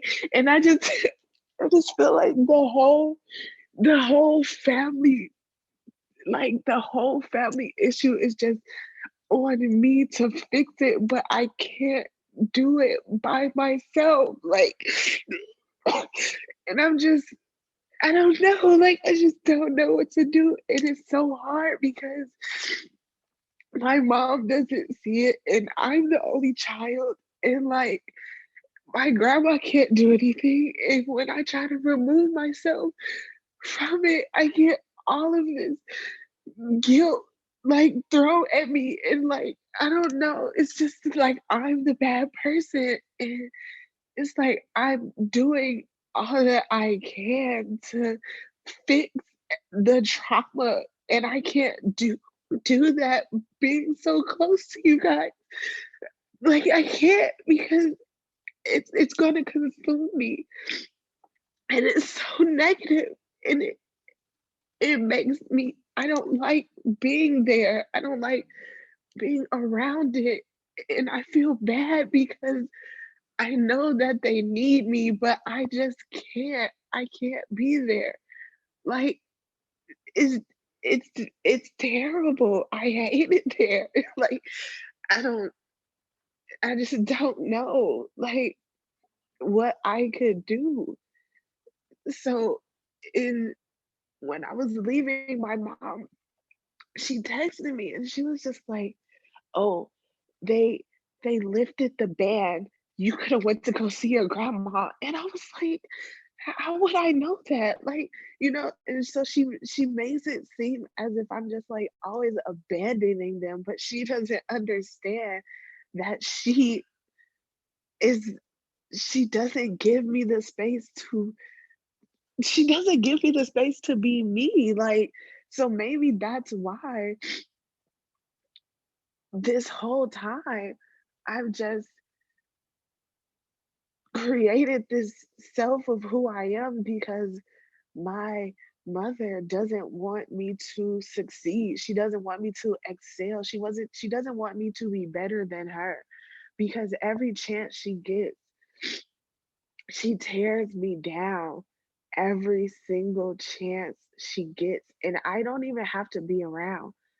I don't even have to be there. And it could be little stuff like somebody could say something like, and I'm sorry for just now, I just told the whole world my story. Hi, there it is. But um, even be little stuff with like somebody will say, "Oh my God," this is a actual example. "Oh my God, Britt, your feet are they're so tiny. What size shoe do you wear?"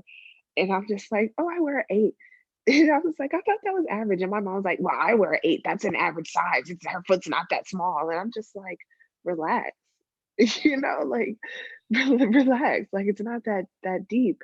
Or like somebody say, "Oh, Brittany, you can kind of sing," which I don't think I can, but they do. And I'm just like, really? And she's like, "No, she can't sing."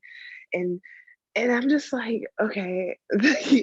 And I went to college and I moved back, and it was like, "Well, don't come here and try." And then I was trying to help her work through her trauma, and it's, don't think that because you went to college, and she also went to college, because you now that you're just smarter than everybody here and blah blah blah. And it's just like, no, I so desperately want her to, because it's this is getting long, but it also goes down to the men that she chooses, which aren't they're not good men.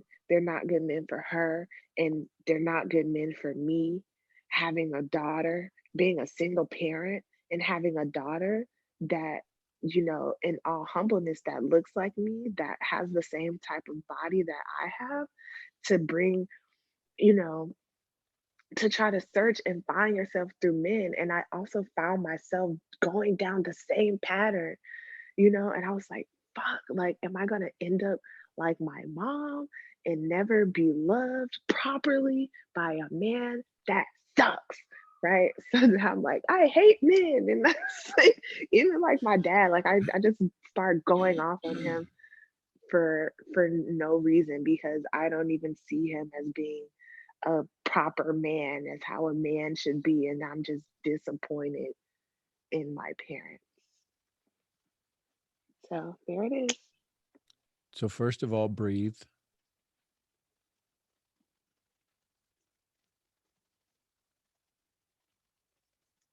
I can't even breathe. It's like you're I telling me to know. breathe. I know you can't. I'm like, I was literally holding my breath. Why would I do I know.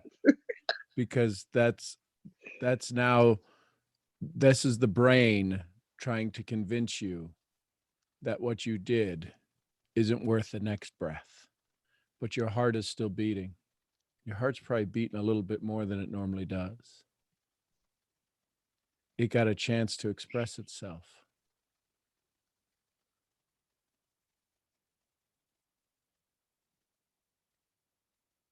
The story you shared was life-changing for us.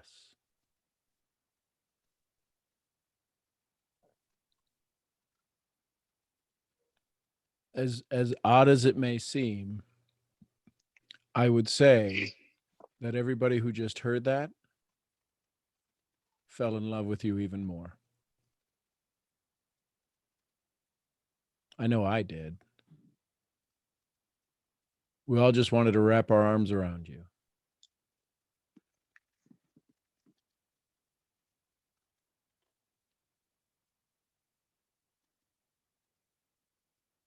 I don't know how I feel. And that's okay.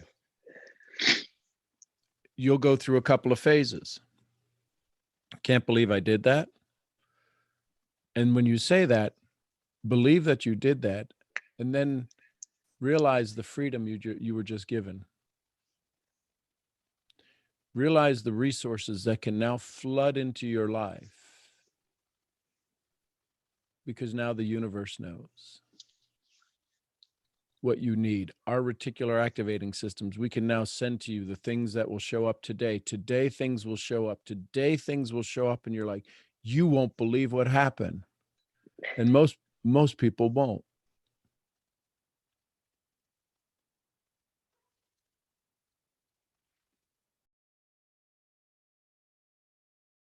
Realize that the only way this came out was because that one of you took the spotlight, stood confidently, stood in the spotlight, not in the shadows anymore.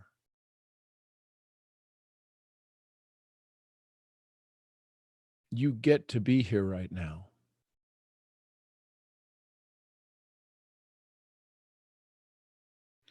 If all I know is addition, and you come to me with multiplication, and my job is to protect you, and I don't know about multiplication, would I let you learn multiplication? Would it be in my best interest to let you learn something I have no idea how to protect you from? No. See that as your mom. She's smarter than that, though. She's not. You are giving her more credit. You are giving her the credit that you want her to have as the mom you want her to be. She can only be the mom that was argued with, yelled at, frustrated with, manhandled, all of these things. And the only thing she can do is when she sees you expand beyond her realm, is in her best way to protect you, is to keep you down. She knows what it's like to be hurt. You know what it's like to be hurt. And the only reason she can do it the way she does is because that's the only way she knows.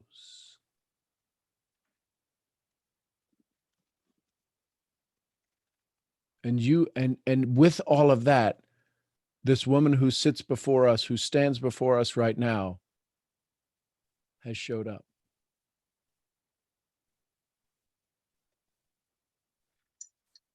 This woman who in the 3 generations you've talked about has maybe never had this rawness, this awakening with people who love her that she's never met before. To have this awareness, to have this release, to have this awakening that happens right now in the last 15 minutes, you've had an awakening that in 3 generations has never happened. Because you've just done something you never knew you could do. You've just changed the trajectory of your family's legacy. You did, right now, right here. If we could hold a parade, I'd hold a parade for you.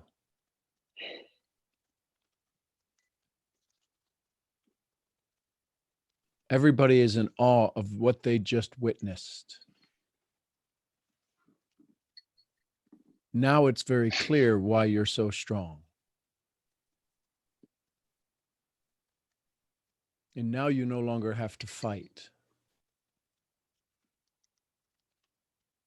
You get to be Brittany, not talk about it. It's not a name tag. You get to be Brittany.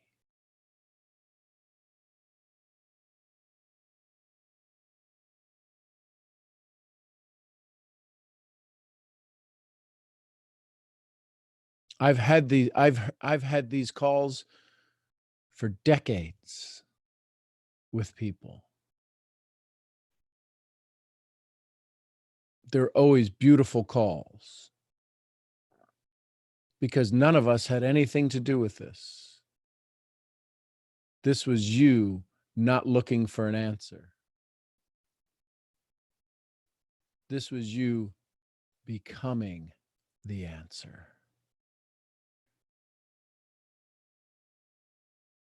This was you stepping out of your I don't know into your exactly I love me.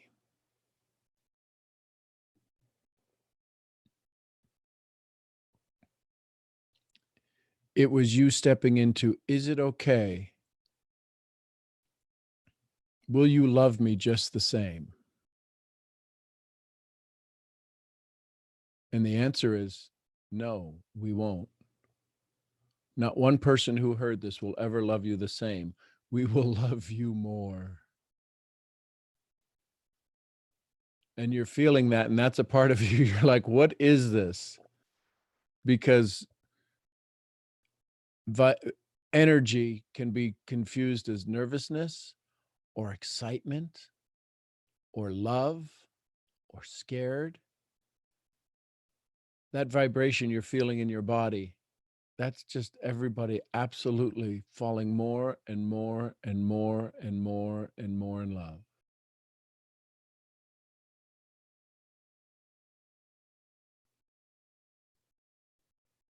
Rhonda? Oh, I'm a hot mess.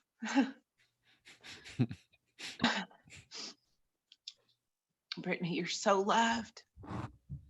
You are so loved.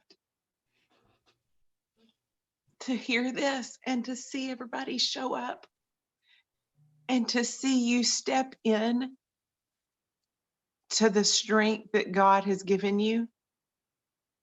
I see that little girl and I see you like a little 2-year-old holding her hands up to be held, and God picking you up and all of us loving on you and hugging on you.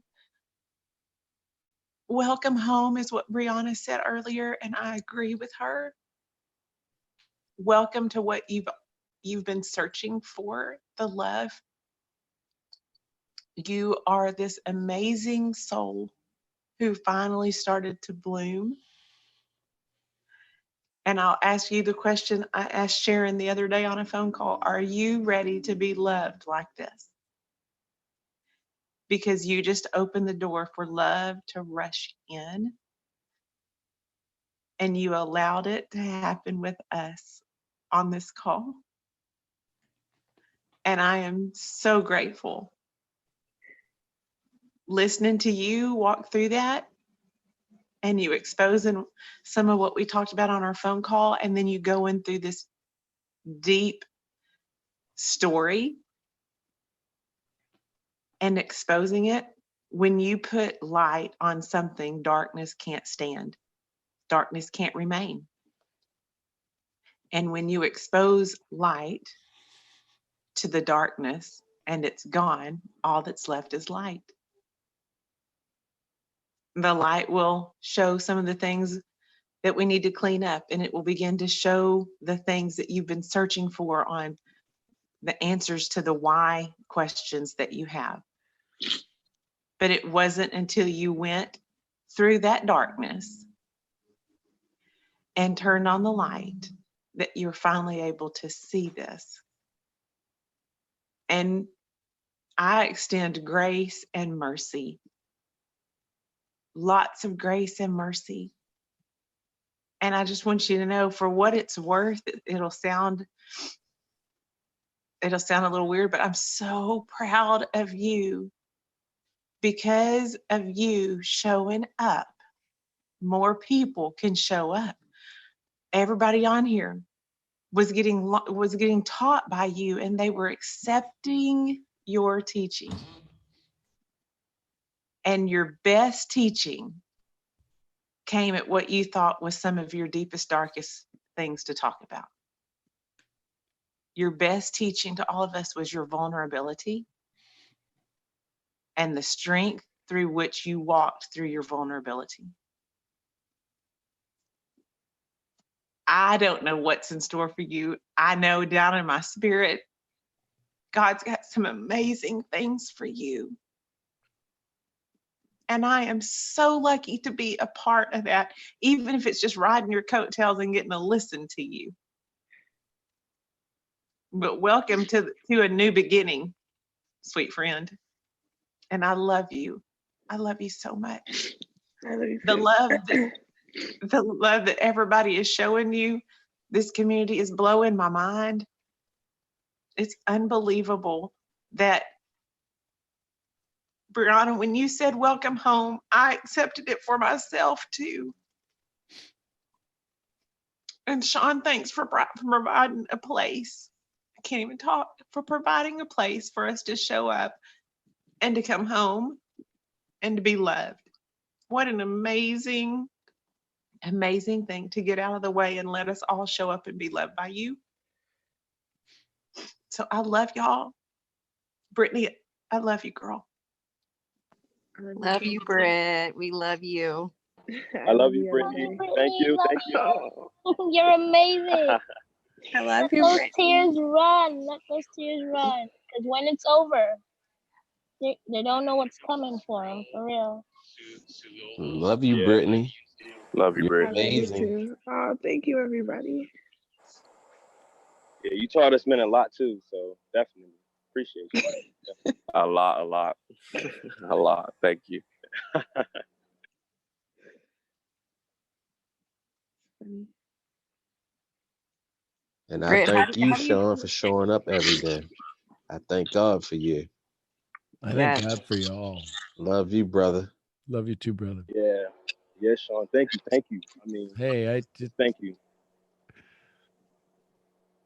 these are dreams coming true for me when as the world becomes better. Brittany, thank you. Thank you.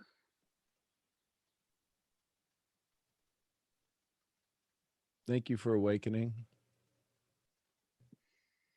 Have you stretched yet? Like physically, no.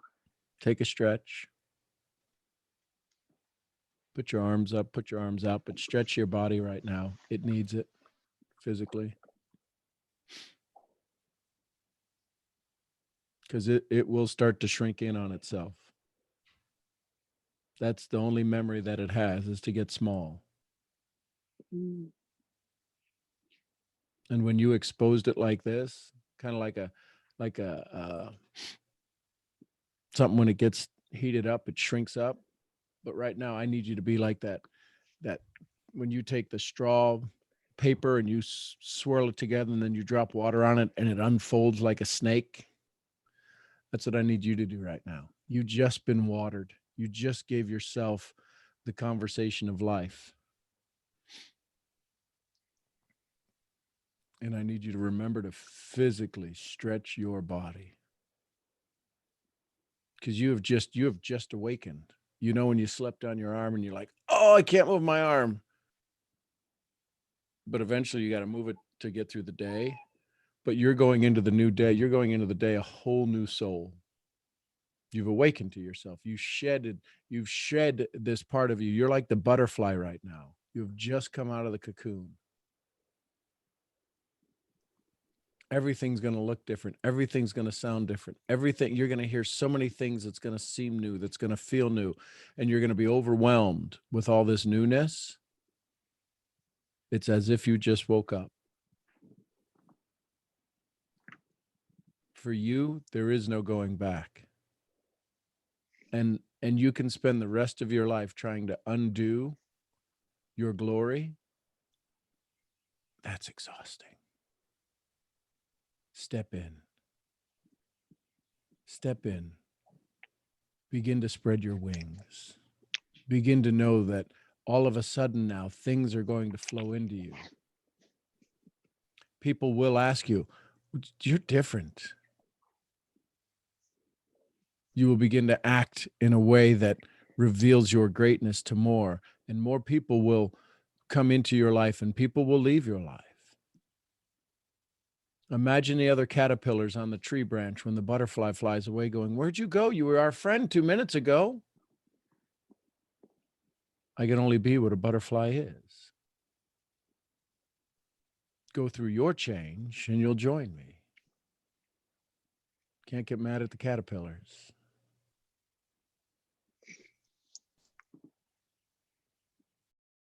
Where do you feel this in your body?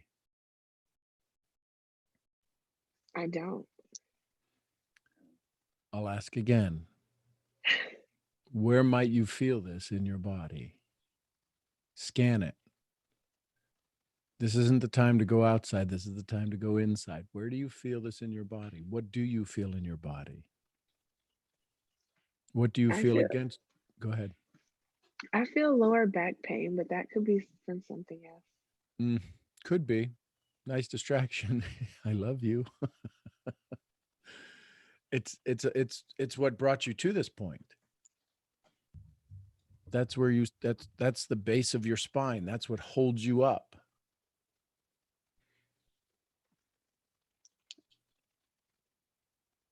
Breathe, and I love that.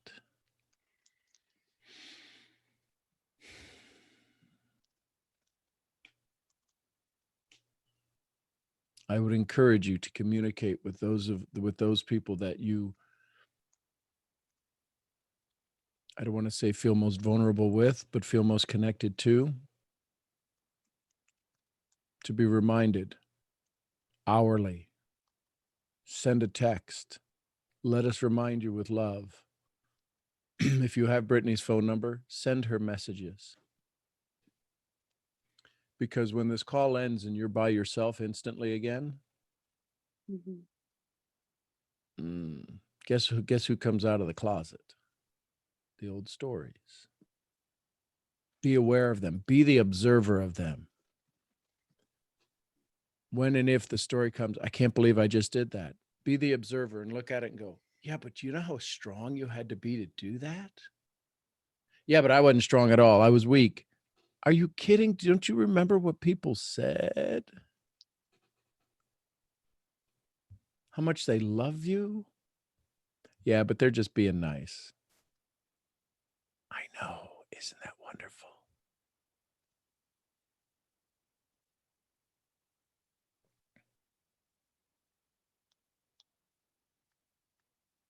Any last words from Hot Mess Mama?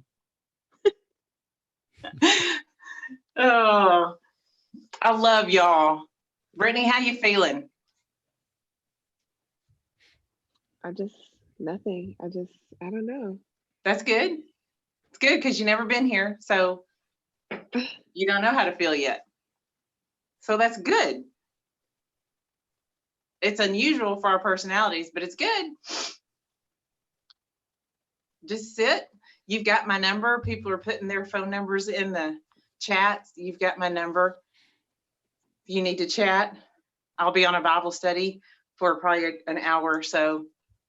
But then after that, you can message me. This is amazing. We have all been eagerly anticipating this moment. We have. This is like the final series of Star Wars. It's like, it's happening right now. Yes. And you've got Monique and I both arm in arm with you, as well as everybody else on this call, to stand with you. And what you'll find is we'll all use each other's strength to move forward in this. That's how we were designed. We were designed for unity. And now you've come into the light, so to speak. You're out of the darkness. This is a place of freedom that you're not familiar with. Sit on your heel in the grass, breathe, say a prayer of gratitude, and just enjoy being here. Sit in joy and freedom. That old story is the old story. You lived it. You don't have to live in it any longer. You made it through it. God brought you out the other side. Get excited about what the new story entails. Don't be scared of it. Get excited about it. You're going to go to different places and new heights, and new things are going to happen to you. And it's going to be so exciting. And then when more women come around, and men, that have this same type of awareness waiting for them, you said it earlier and I wrote it down, and this is huge. You said out of your mouth, I can see the hurt that needs to be removed out of people. You said that. That is one of your strengths. And now that you have come through this story and that old story is being redeemed, you will step in to helping other people gain freedom. Mhm. That's when it gets exciting. That's when it gets to be so much fun. Everybody Britt. on here, do what? Oh, sorry. Go ahead, Rhonda. No, I said everybody on here, y'all got an ounce or more of freedom. Hang on to it. Yes, Brandon, let's go. What you gonna say, Monique? Hit us, girl. Come on. What I was going to say, Britt, is I almost want to say you got through the easy part, which was telling your story. I know that sounds Yeah. weird because for you it was the hard part, but you're going to look back on this moment and go, that was the easy part. The hard part is now life is going to provide you with opportunities to keep sharing that story, because every single time you share that story, you're going to unlock another door. And when Rhonda's talking about the news story, I can hear your wheels turning going, but what is that news story? I can hear it. Okay. Wow. You are going to get to that news story every time you tell the old story to somebody who needs to hear it. And you're going to get hit with opportunities to do that. So don't go searching for it, because now that you told the story, now they're going to come. And this is the beautiful part about it. So just free yourself with finding opportunities to share what you just shared with us in the way that you shared it with us. Don't dumb it down. Don't use like, don't try to hide the tears. If you cry, you cry. Just let it out exactly the way you did with us. And you are going to make amazing strides. I can put money on it. Just Look have at Heather faith in that. Love. Heather Love told her story in June here, August. And within 4 weeks, she's on an all expense flight to London. She's being interviewed by the top echelons of our quote, the rainmakers of of our industry, because, and she's right, and they're writing books and they're wanting to do stories about her and they're wanting her to go here and go there. And this was for 13 years, her holding this in. Very few people knew. I was like one of the, I was less than number 10. I'm a single digit person who knows about her story, about her going to prison. I said, well, then come on the call and tell it. She said, well, I don't know what to say. And her life has changed dramatically. So somebody who knows exactly where you're at. Monique knows exactly where you're at. Heather Love knows exactly where you're at, because those are scary things to hide in your background. Those are amazing, mind-bending awakenings. In prison for 3 years, not telling it for 13 years. And everybody, she goes, well, everybody's going to think less. And now we all love her more to death.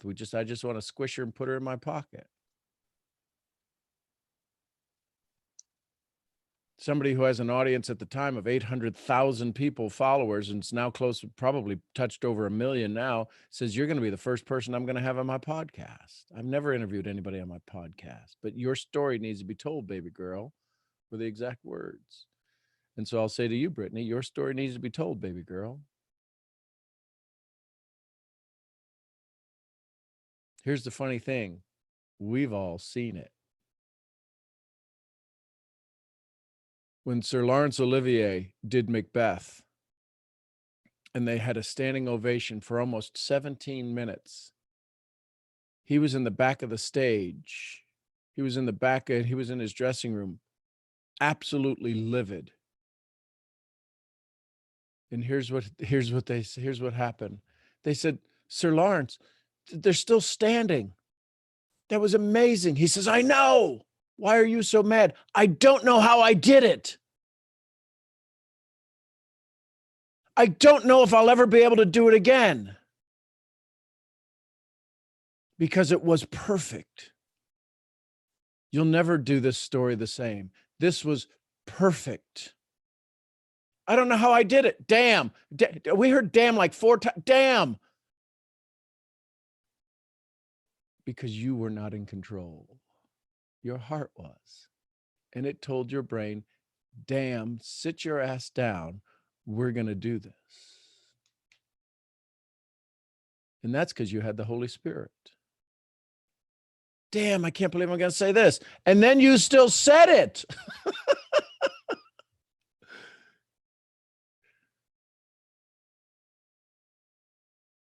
It's because you loved you.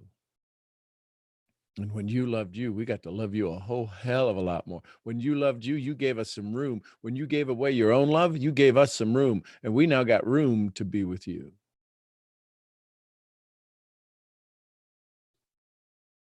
So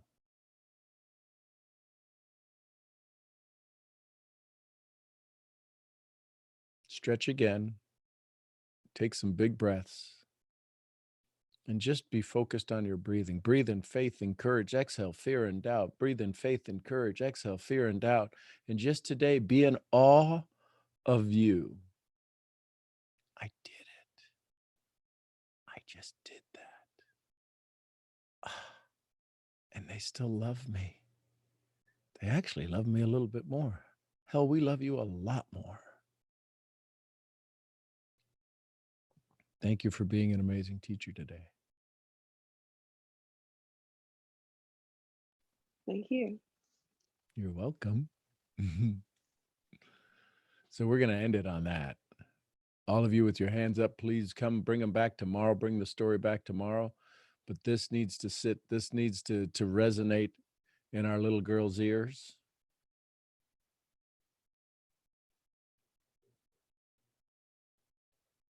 And know that we love you.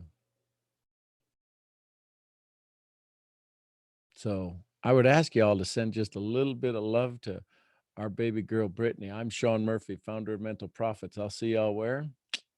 At the next awakening. Love y'all. Love you Yeah. guys. Love you guys. Love you Be guys. my Everyone, I love you misfit family. guys. Bye. Everyone have a blessed day. I love you And guys. Have an Brittany, amazing again, day. Have an you're amazing awesome. day. Congratulations on your awakening. Get ready for all this loving, Brittany, that you're gonna get. Thanks, Brett. Thank you, Sean. Thank you, Love Rhonda. you Bye. all. What are you guys doing? Love Love you, y'all. Love Britt. y'all.